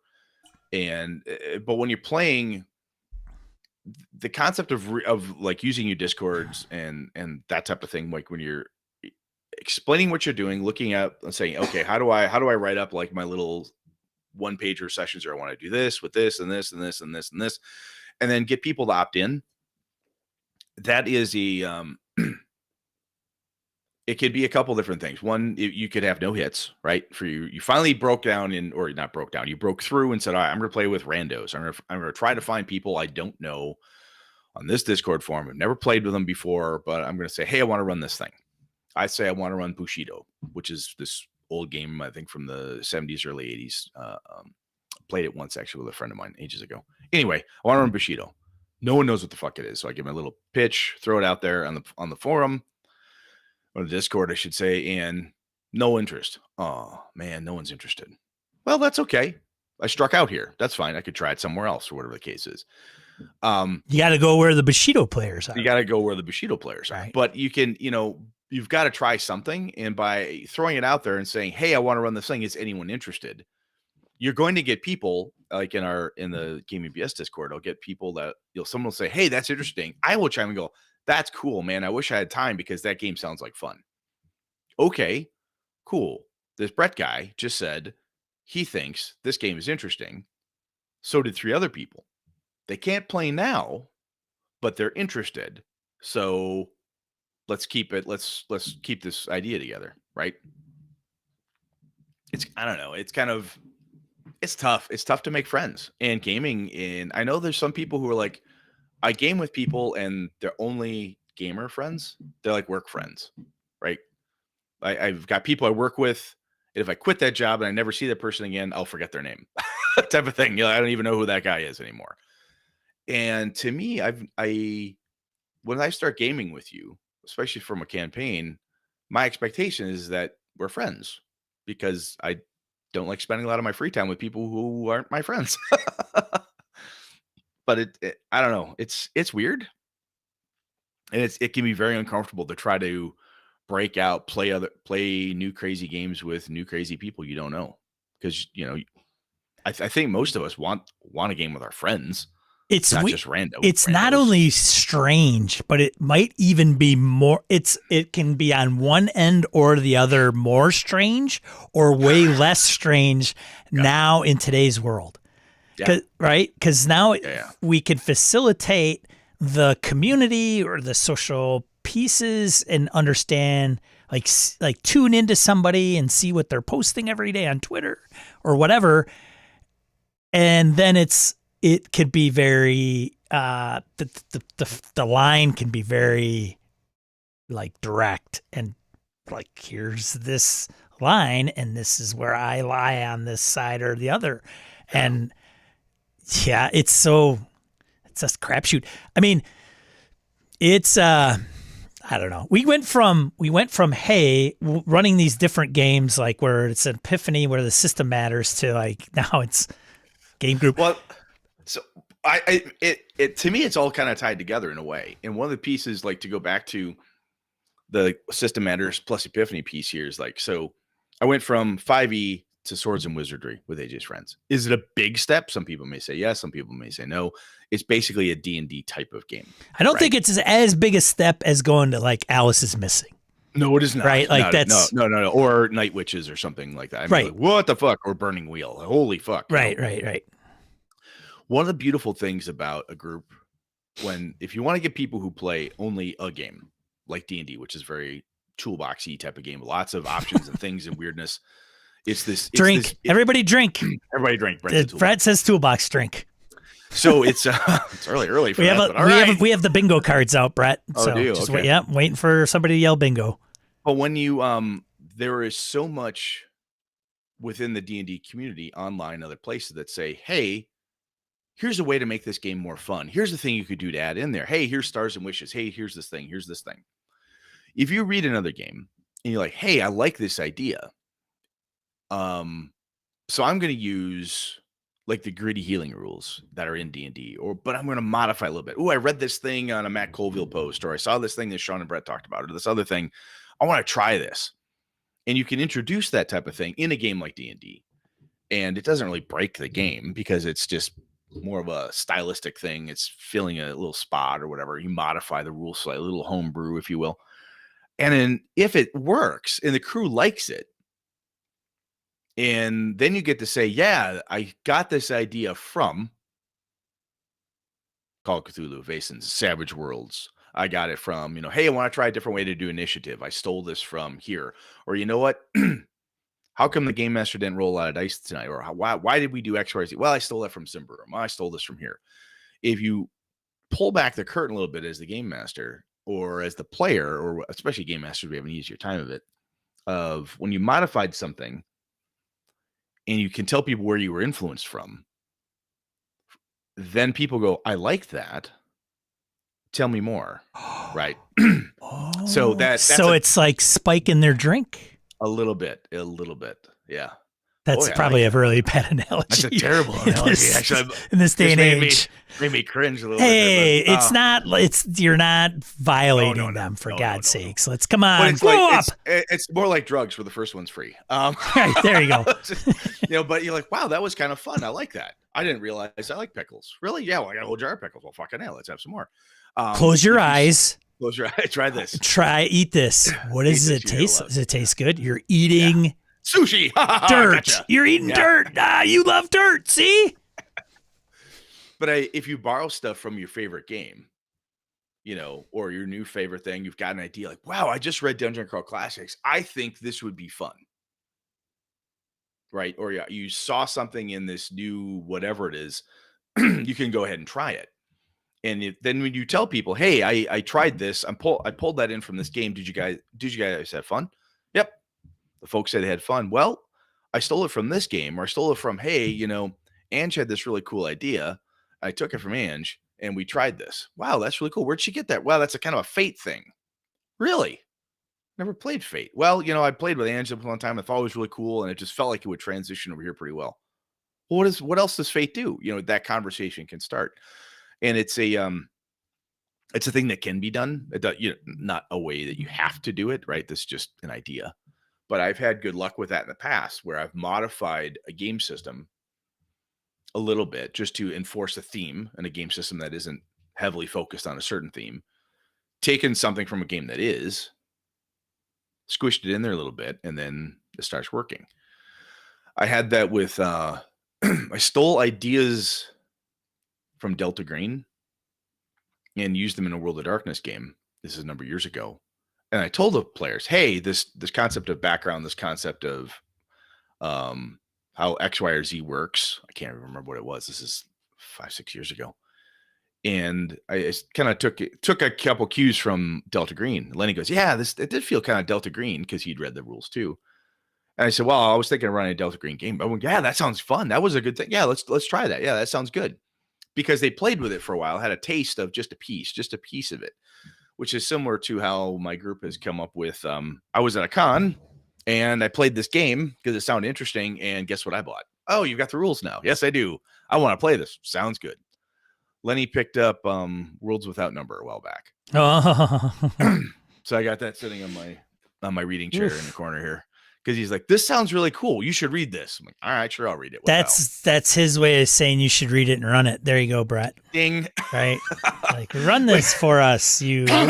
Which is as kind of I like being the GM. Obviously, that's fun. That's my most control freak. Control freak. Ask my wife. Is when a player says, "Hey, have you read? Have you seen? I picked up. Would you like to take a look at it?" That's a sign, right? And the other piece is game masters. When our players say something like, "Hey, I just read Savage Worlds. I'd like to try this," and they look at you, and that player because you've been playing with them for a while, or you say to them, "Do you want to run it?" "Nah, I kind of want to play." They're asking you. Right? They're asking you directly, indirectly, or, hey, would you read? I've got the book. Would you like to borrow it? I got the PDF. I could send you a copy. I have blah, blah, blah. And it's kind of the, as game masters, then, if we're open to our players giving us ideas about things to do, the give and take there's, then your players should reciprocate. When you come up and say, I just bought Alien. I want to try this. Right? So I think that's the other component, is that if the only person in your gaming group that basically dictates what it is you're going to play is the person running the game, right? Then if that's how that gaming group works, I guess, because I know there are some that do that. But if you've got some back and forth with people, I know, Sean, you're just such a douche when it comes to that. But if the players if the player brings an idea to you, you need to be open to that too, because that helps the back and forth when it comes to new games. Except for Sean. Sean's like, I'm going to run Cold Shadows come hell or high water. It is going to happen. Like, it's just, if I got to go and find 5 randos. Sean's going to shut down the entire Gaming and BS Discord if nobody wants to play. I could do that too. Fuck you. I'm going to hold the community hostage. Just one more day. If I don't find my fifth player, it's gonna go. So who's an iron in the corner? All right. Right. Fuck, I gotta play. Shit, son of a bitch. Hey, okay, fine. Thank you all for volunteering to play this game. Just look sunken-eyed. You know, one thing that I realized, so there's, to kind of pivot and not to get into the weeds, but there's been some videos talking about 1D&D and like, you know, the world's going to come to an end and Wizards is making money and they're a corporate money grubbing institution. My favorite response was Tim Kask. He's like, hey guys, we'll be over here in Grognard Corner. Just so you know, we've been there, kids. It's okay. I got a beer for you. Have a seat. So those, and then I came across a video and I'm gonna post in the Discord, and I've watched him and he's got a decent amount of followers, and he's a big 5th edition fan, and he goes through some of the releases of the Unearthed Arcana articles. But you know, he's deep into, and the only reason I bring this up is because it's amazing to me. And now I'm going all the way back to how he started this discussion, Brett. Is it's utterly fascinating to me. Not fascinating. That's probably too strong. Because there's a couple components in the thing where he's like, they're going to be doing this, or they put out this release and this is going to be in 1D&D, or it's in the play test. I'm really excited about it. Super awesome. You know, it's blah, blah, blah. I'm looking forward to it. Oh, and then they made this, and then they also allowed it to be in the rules. And it was a thing that he had mentioned or referred where it was almost to the point where it's like, if it's not in the rules, you can't do it, which is I mean, I think that's where some of the camps come into play in the role-playing game hobby, where you get some of the OSR folks that maybe the rules light, there's no skills, and then there's some that are like, if it's not written out, you aren't allowed to do it, able to do it, you're not supposed to do it.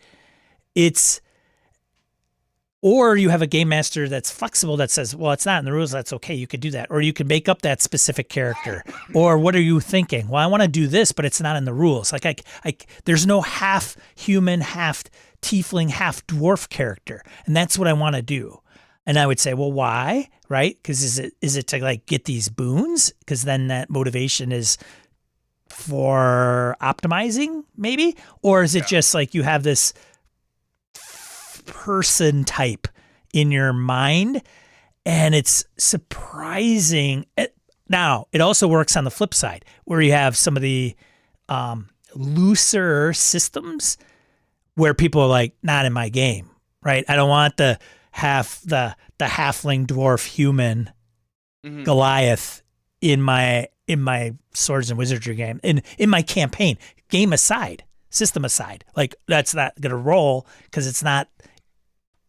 it'll break the world or whatever. Well, that's where AJ actually brought this to me, and he said one of the things he really likes about D&D with all is that he can pick what works for his setting.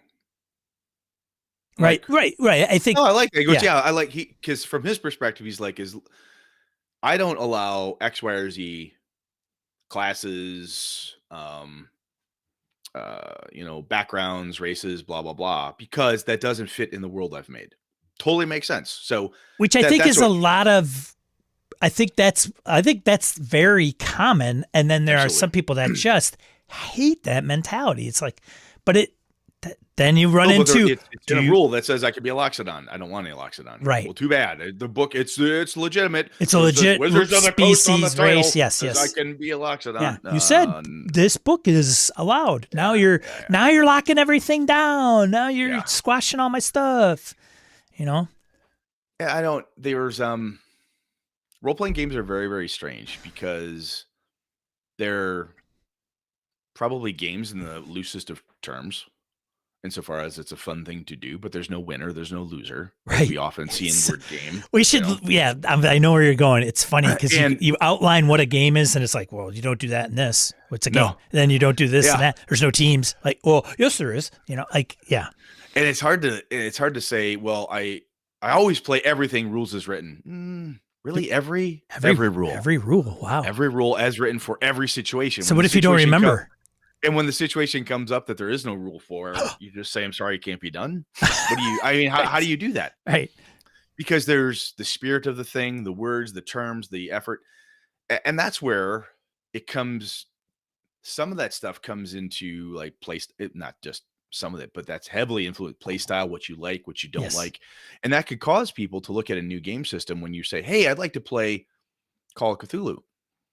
And if the people who you're playing with, or one of the people who may reject such a premise, is like, I use every rule for this game for Savage Worlds, and that's what we play, and that's all we do. I don't want to have to memorize all that stuff for this whole new game, because that's how I like to play. I like to play with a level of system mastery where I have this, or they're used to a certain level of rigidity within a rule system, like say a heavy skill based system, or a 3.5 or a Pathfinder 1. I've not played Pathfinder 2, but where there's a lot of mechanization for just about everything. Social encounters, how many movements, how many pieces part, I have a 6 partial movements that for every 1 movement, every third of a day, I get a, and it's, there's some people synergies too. Yes. Some people love that stuff, Right. and then if they think about that and that's how they like to play, it can be very difficult to say, well, we're going to play, a white box. Like, what the fuck? There's nothing here. Right. This looks, how is this a game? There's nothing here. What do I do? Yeah. I have a sheet. You look at a basic sheet, like the old green sheets. Yeah. Like hit point, armor class, ability array, a gear, name, alignment, and maybe. Room for character sketch. Character sketch. Like it fits on a 3x5 card, easily legible. Like, what? So, and that's... and what's the difference? What's the difference with Brett's? Like if we put the sheets right next to each other, the only difference is the name and the class or race, right? Class is race. Like, depending on the game, it's like the gear, the notes, the things you did different. You could look at the gear and see what you've been through, type of thing. But then again, like if you play, and this was one of your complaints about like the Curse of Strahd, was like it just doesn't, D&D doesn't facilitate the type of Curse of Strahd game you want to play. No, you want something different, right? And I would argue with you and say, yeah, but you can. Well, that's a shitty argument, right? It's like, well, of course you can. Right, you've had that argument for 6.5 years. What are you talking about? Mostly, yeah. But it doesn't say that it's just because it's a bad argument doesn't mean it's not true in a way, right? Insofar as, yes, you can. Sure, you can. Well, however, yes. Sean, don't want to put that much work into it. Why the fuck would I want to do that? And I could say, what I need to say then is like, I like putting that much work into it.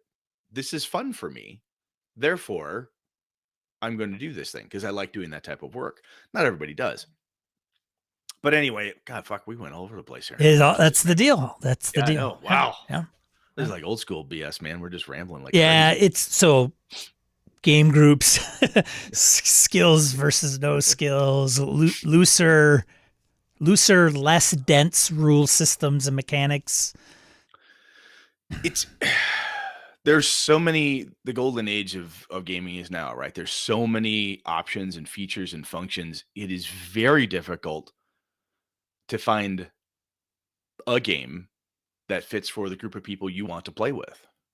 And I think, you think it's difficult? I think it can be difficult because it's overwhelming, perhaps. Like if you were to start from scratch and say, all right, what do you guys want to play? Go through TTRPG and vote. So these are guys that I know.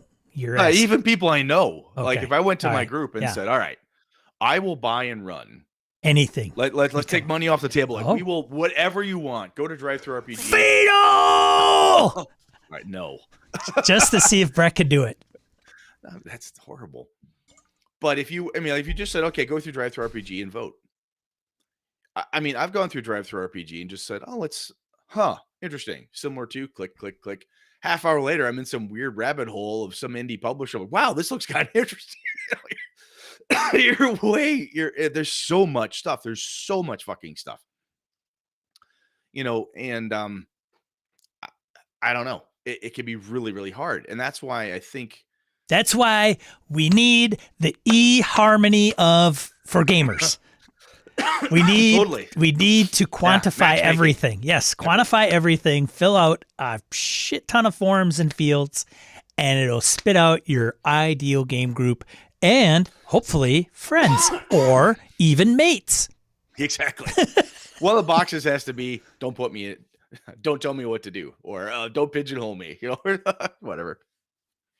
Well, that's why I think the game everybody knows is often then D&D or Call of Cthulhu, the big names, right? I mean, and sometimes that even changes, right? I remember for a number of years, GURPS was in my circles was a big name game. GURPS, Champions, Rollmaster, Dungeons and Dragons, the vampire games. Depending who you're gaming with, where the fuck am I going? Where I'm going with is like the big name, the thing that is well known, is often something that everybody has some connection with in some way. So it's okay, we could play that. We all kind of know what that game is. Yeah, let's play that game, right? And I think that's kind of how folks sometimes in a gaming group default to certain games. I have learned, even to go back to the opt-in, opt-out perspective, Sean. I've started with my group is like, I'm going to run this game. I don't know if I want to play that, says JR. Don't play. You know what? We'll sit that one out. Sounds fine to me. Still love him. Still one of my best friends. Love the guy. Hey, you done with that? Yep. He's just a dick for not playing in your game. Oh, yeah. He's off the Christmas list. No more cards, nothing. Yeah. Yeah. No 6-pack of brew for you, buddy. But then it's like, well, I'm going to play this other game. Oh, cool. I'm back.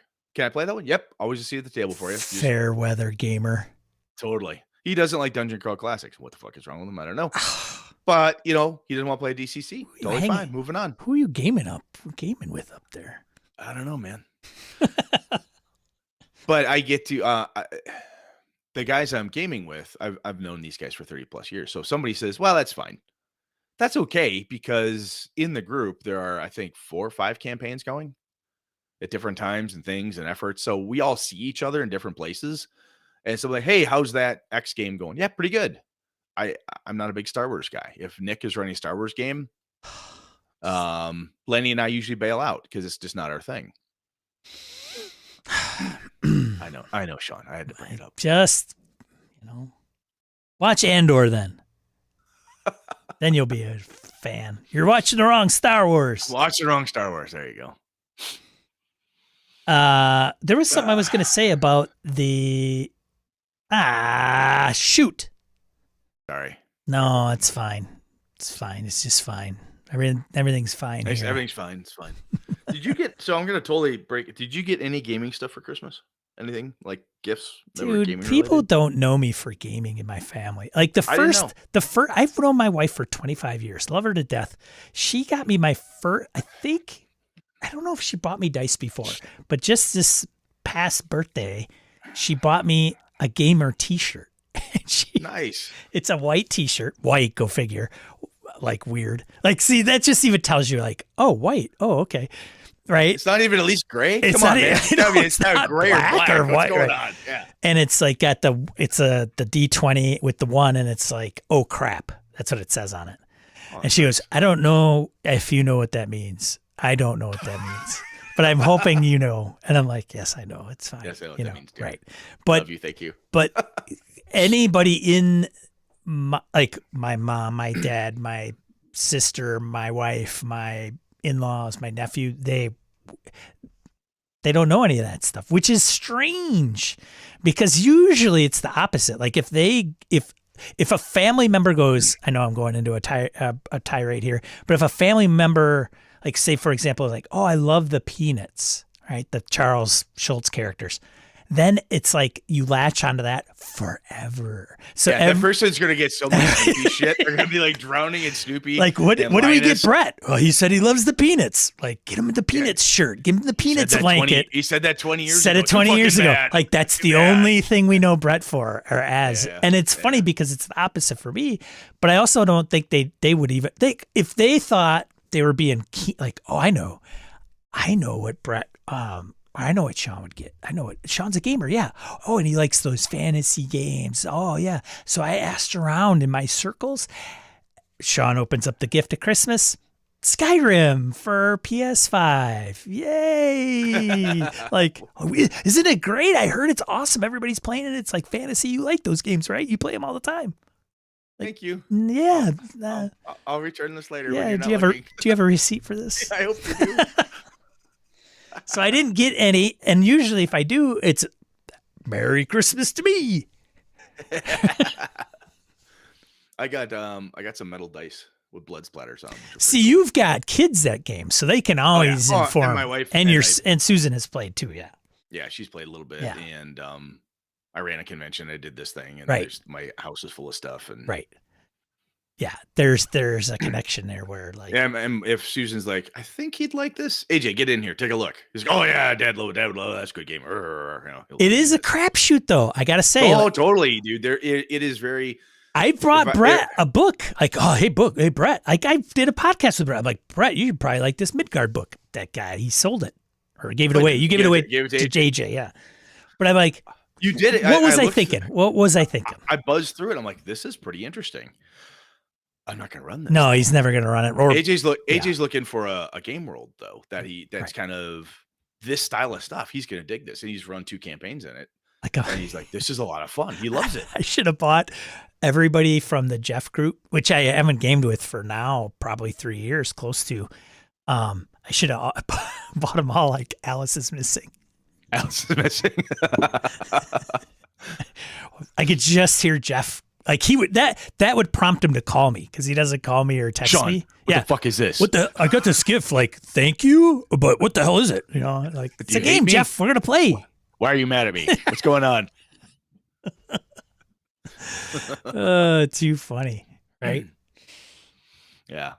So yeah, that was the holidays. Nothing overly elaborate. I think I've gotten some Kickstarters that arrived because I think when we go on a Kickstarter tirade. Did you get your Weird Frontiers? I did. Oh my God. Yeah, it's a beast. You got 2. Yeah. The leatherbound and the other one. I'm like, oh. Yeah, Dave. The package shows up. Dave went nuts on that one. Holy Christ. Scope creep, bro. Jesus, that book is huge. Yeah. It's got to be the biggest RPG book out there. Yes, it has to be. So if you're shooting for that, yeah, it's good. It is the book itself is, and I never thought I would say this because when I was younger, the bigger book, it's a big book. Oh, this is so cool. It was in that, but I'm like, this book is unusable. At the table, because like whomp, you put that down. I'm like, thank God I have a PDF. A lot of sticky notes. Just a lot because where is it? Flip the page. Holy fuck. Dave, I love you, Beatty. But yeah, love him, man. That thing is a beast. Cool. I mean, it's still. I've played the game. It's still fun. Yeah. Like, damn, because that would be a game. To go back to this, like if I said, "Hey, I want to play this," whomp. Right. People be like, you better know the rules, asshole, because I'm not doing that. Yeah, that would be one of those situations where it's like, oh, we have to read all those and memorize them, and I now go from this game to this game. Like that's a lot of the 5th edition players. Not a lot, a good portion of them are like, I don't want to learn a new game, so they just try to shoehorn 5e into everything. Well, the nice things about a game like Weird Frontiers that Beatty did, or Dungeon Crawl Classics, is you look at the size of the DCC book, you're like, motherfucker, this thing is huge. Yeah. And as Sean and I will quickly point out to you, it's actually, take the rules, crunch it down, it's pretty small. It's actually pretty simple. A lot of it, though, is because of the spell charts. Yeah. And the to hit and fumble. I mean, your crit hits and fumble charts. Oh, okay. So you take out like 75% of the book which is that detail. The rest of it's pretty easy to get to. I'm wondering if DCC could probably fit in a zine format. Potentially. I think there's who was I talking to? I was talking to a couple of people who were like big DCC players. And I said, "Oh my god, like the Flojitsin rules for like spell, blah blah, spell wizard on wizard combat stuff." And they're like, "Yeah, I never use those rules." I'm like, "Really? You're like the DCC person?" "Yeah, I know. We don't. That's never come up." Huh. Okay. So it's interesting when I hear that type of story. But I'm like, yeah, I think if you took that out, you could definitely get it in a zine style. Totally get it in a zine style. Yeah. So, Brett, 2023, it's to end of 2022. Did you have games on your list? Because people probably don't know. Did you have games on your list that you wanted to get to the table in 2022? I had Vaesen, done.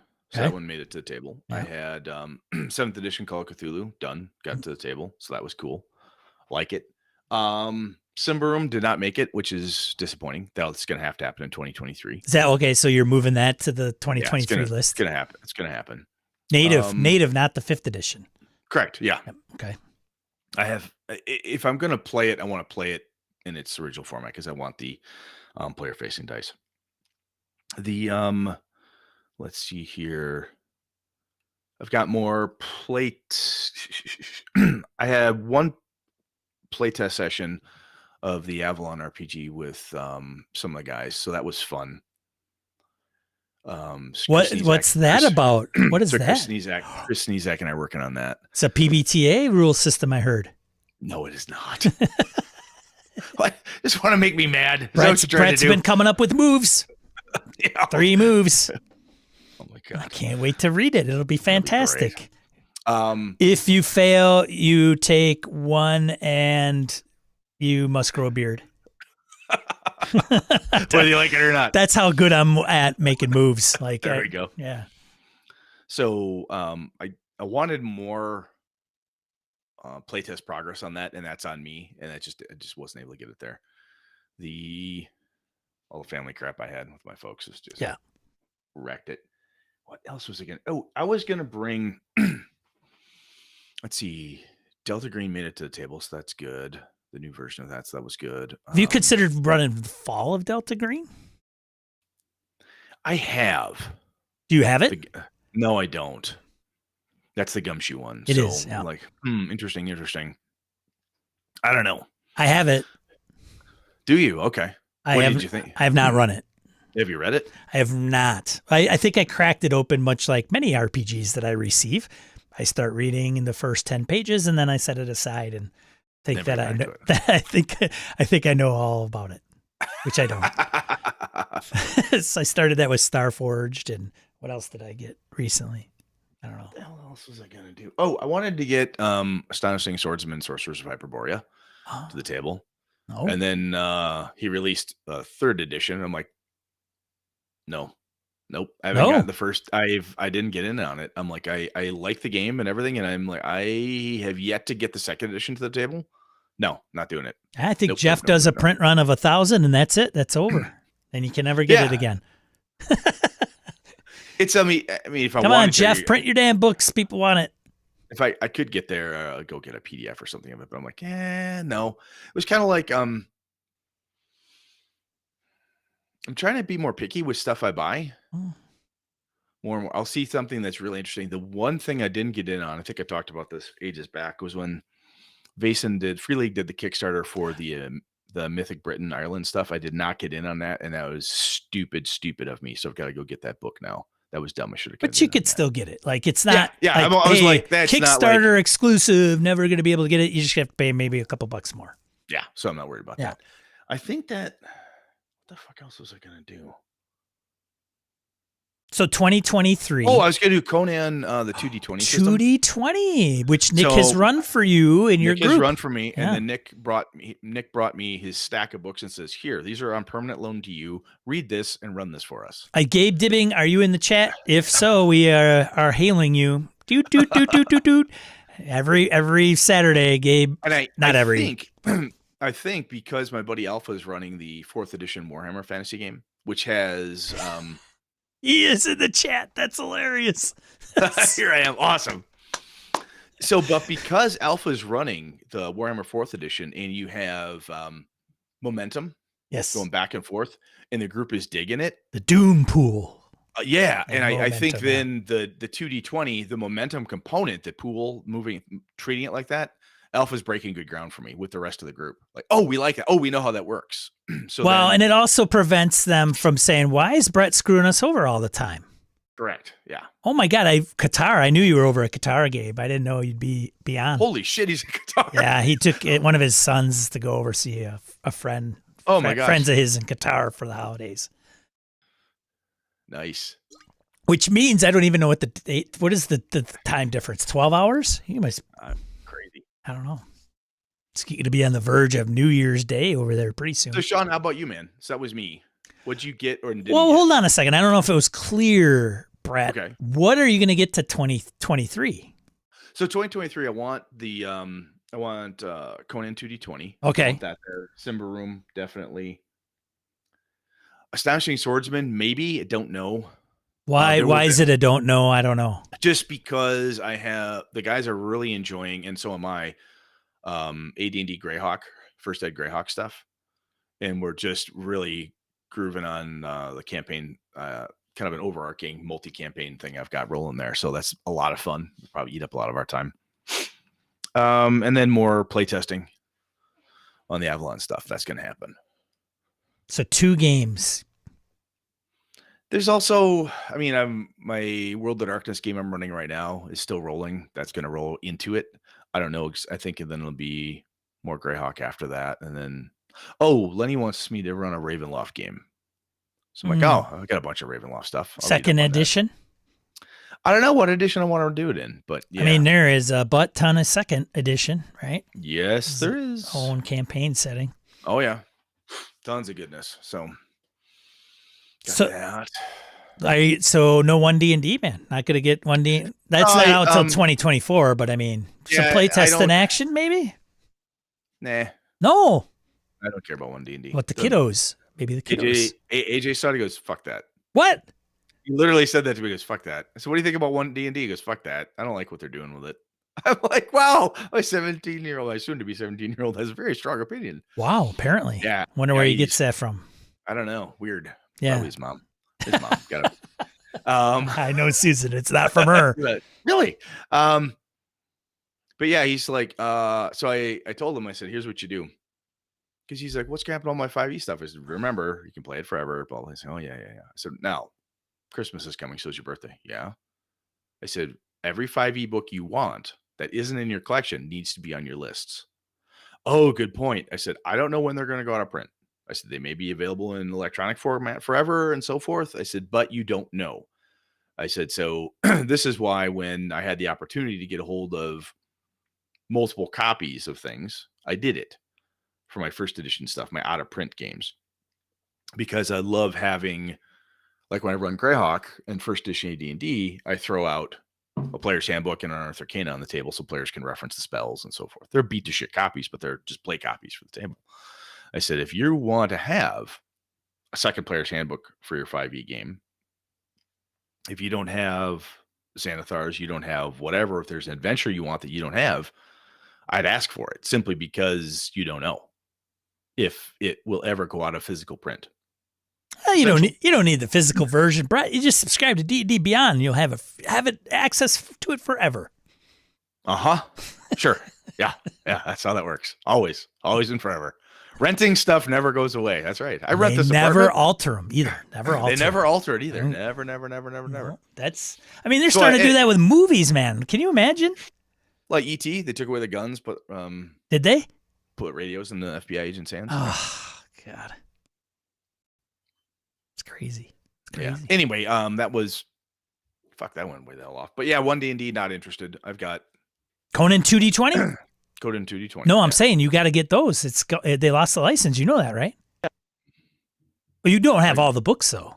All the ones I want. I got 1, 2, 3, 4, 5, 6, 7 of them. Oh, do you really? I didn't know you had that many. Yeah. Nick went all in. He's like, hey, I've got like this thing and Scalos and this thing, and he went here. These Oh, are he gave yours. them Read to it. you. Yeah, Oh, that's his permanent loan thing. He's like, here. What a nice guy. He's a good dude. He's a good dude. Armored infantry man. You know. I don't think I ever met Nick. No. If you come, no, I don't think you have. Nick's a good dude. You guys would have plenty of army stories. Sweet.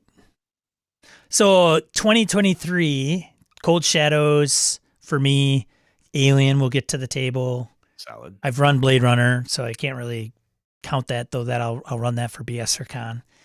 I think on the docket for the Forbidden Lands gang, like there's talks of DCC, there's some Savage Worlds on there. Like I would like to run a pulpy game, like Doc Savage. Okay. You know, Journey to the Center of the Earth, something. Hollow Earth, yeah. You know, where you like even Spirit of the Century, I remember briefly creating a character, I thought, where you had to like put in a, you know, Indiana Jones, like scrawled like in the pulp style. Like it's got to be something. Yeah. So I don't know, maybe pulp. Got to finish Delta Green, Impossible Landscapes. And I don't know what else I want to get to the table. I'm sure, Twilight 2000, all the Free League stuff that I have. Twilight 2000's a big one. That one is, that's in my am interested range, just because it's one of those games that I have a copy of the first edition of that. I'd be interested to hear if your group jams on that, because they are miniatures guys.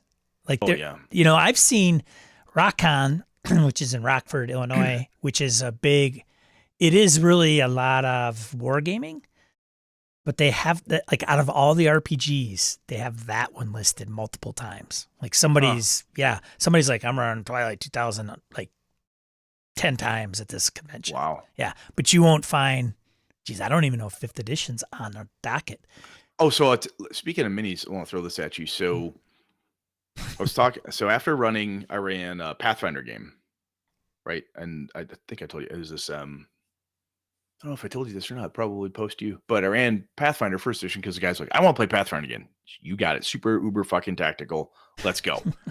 I had this whole Sometimes world. they just come back. Like we just like, it was I don't have any interest in that. It's like, what? Yeah. It was this blasted, destroyed Earth thing, blah, blah, blah. It was a lot of fun.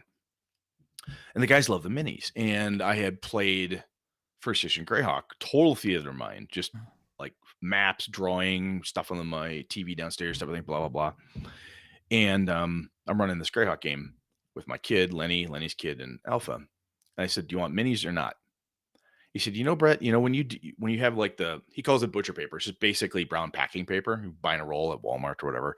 I love those maps with minis on it, like no grid, just like representational stuff. He said, because I love my minis. He said, but I don't want to have to do the grid thing. Doesn't count. Doesn't want to count. Yeah. It's like, so I draw the map out and then we have the minis. Okay. You're standing about here, over here. This is there. This is there. Right. And it's fun. And that's how, the crew is relative positioning, right? Yes, they love it because they get to use the cool minis because all the guys in the crew love painting. They've got great looking minis. So we get to pull the minis out and they don't, I think after Pathfinder first ed, they looked at it and said, I don't like being stuck in this square. Oh.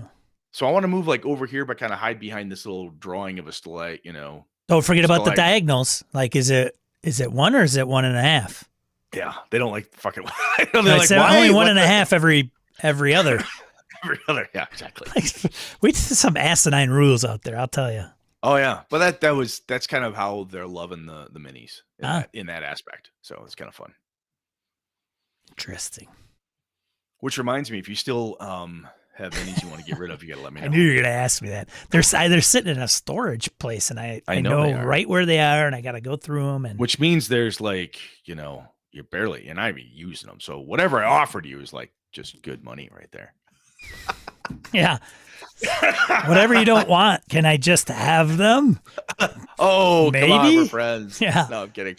So seriously though, if you ever get around to not to selling it, even if it's like, hey man, I need X for it. If I can buy them, I will. If I can't, I won't. I just have to figure out a way to to get them. There's some of these past longer holiday weekends where I'm like, I should just go grab those boxes, go through the checklist, or I'll put it off and then I'll go into my gaming shelf that's in more of an armoire because I keep the cat out of there. And I have all like the checklists for all the miniatures for all the sets and along with the maps that came with them. And I'm like, oh, I should really go and do that now. I don't want to sort through plastic figures for 8 hours plus. This doesn't seem like as much fun as I thought it would be. Brett, are you doing the Dungeon 23 challenge? Dungeon 23, I have no idea what that is. Oh my God. The one guy's living under a rock up there in Warsaw. Totally. So starting tomorrow, or I had to buy my family cabin, dude. I've been I know you've been busy. I get it. Busy doing, I'm a land baron now. I own pieces of property. Sure, man. I got it. I get it. Anyway, that's why we don't talk. You've moved on, man. I understand. Little people. Anyways, man. Ouch. Okay. So we got a channel in the Discord where you create the mega dungeon, or you could do points of light, or you can do a starship, or whatever you want to do.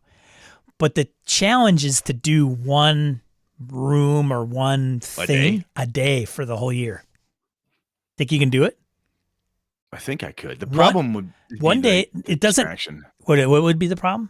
No, it'd be like what distracts me. Like kids got to be here, got to teach class, got to do. But it's 24 hours. I got 24 hours to squeeze it in, right? I mean, how long would it take for you to draw a room on a sticky note? Yeah, it's like 2 seconds, right? It's not that big a deal. I think the only hang up would be the description, right? How crazy. You've got to draw it. And so what are the rules? Give me the rules. No rules, man. No rules. So I could just do verbal? I could just do verbals? Wow. Okay. You could. I guess you could. You could do like a vlog and say, hey, today I'm creating a room. It's 10 by 10 and it's got an orc and a pie. Do you just want me to, orc and pie. Next room, orc and pie. Next room, orc and 2 pies. Next room, it's 3 pies and 4 orcs. It's an orc bakery. It's a bakery. So what's the deal? Is I got to log in on the Discord and post? You don't have to do anything if you don't want to, Brett. Nobody wants to make you do anything that you don't want to do. Because we know where that goes. Exactly. If I want to, you need to have me on your podcast. You need to fuck off, strange guy I don't know.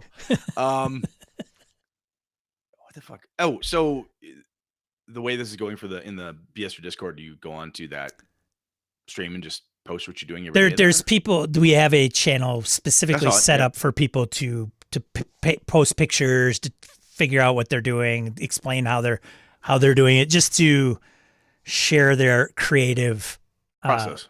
Creative process. Nice. So it's got a lot of traction. A couple websites have picked up the article. Sean McCoy from Mothership brought it up in an article where he's like, you know what, this would be kind of cool. So it's like hashtag Dungeon 23.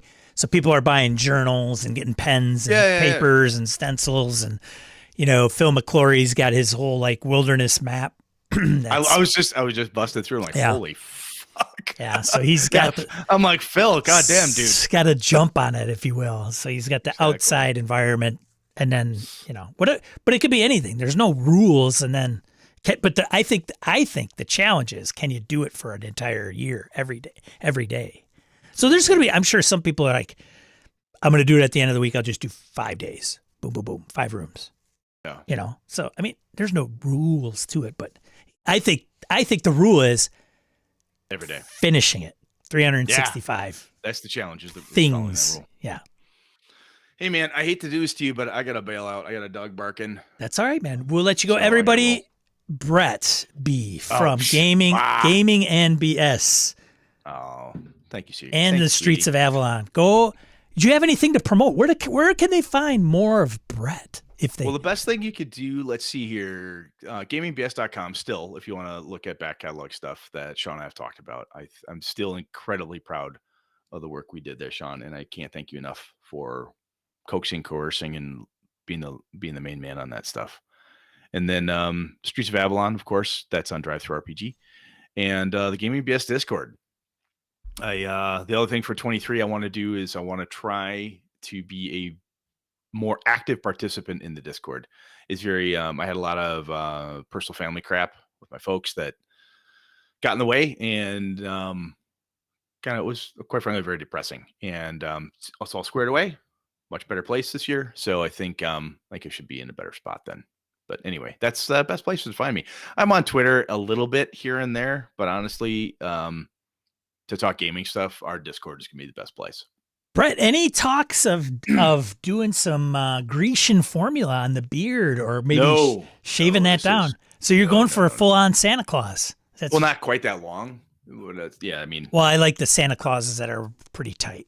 Yeah, I've never dyed my hair ever, and I think I'm I'm the same. No, never gonna do it. No, I've got 5 kids. I've earned every fucking gray hair I have. I am proud of them. That's fair. That's fair. All right, guys, I got to roll. All right, see you, Brett. We'll talk to you later. Thanks for joining. Good to see you again. You too. All right, guys. So yeah, I hope you enjoyed Brett being on the show this fine Saturday afternoon. Again, if you haven't listened to Gaming and BS, our shows may be a little tighter, and sometimes it mimics exactly what we went over in this one. And you can find that at gamingandbs.com and look up episodes. It'll take you to the directory or bring it up in your podcatcher of choice. So there's like over 400 episodes you could digest. And obviously the first 50 are going to sound audio-wise a little rough. But the format of the show, as many in the chat know, it stayed true for the full 6.5, 7 years that we had done it. And it was a good time, good fun. We hung it up in June, but Brett obviously and I still keep in contact with each other. And every once in a while, if Brett has something to talk about, we could bring him on, and maybe we'll release this episode as the audio into Gaming and BS podcast feed. And if you're not subscribed anymore, you won't see it. But anyways, so I'm not going to go into a lot of the crowdfunding stuff or the RPG print news. You can find that at Ian World if you'd want. ianworld.org. That's where I get all this stuff anyways. There wasn't a ton this week, and I don't know if there was much to talk about. There was a kerfuffle in the hobby, go figure. I'm not going to get into that because it's things, I'll just say. And if you're aware of it, you are. And if you're not, that's okay. You're not missing out on anything. More drama. But 2023 is like in a few hours in some places of the world. So I don't know. I was going to say, do you have any New Year's resolutions? I don't want to do that. We asked about games. So I will say this.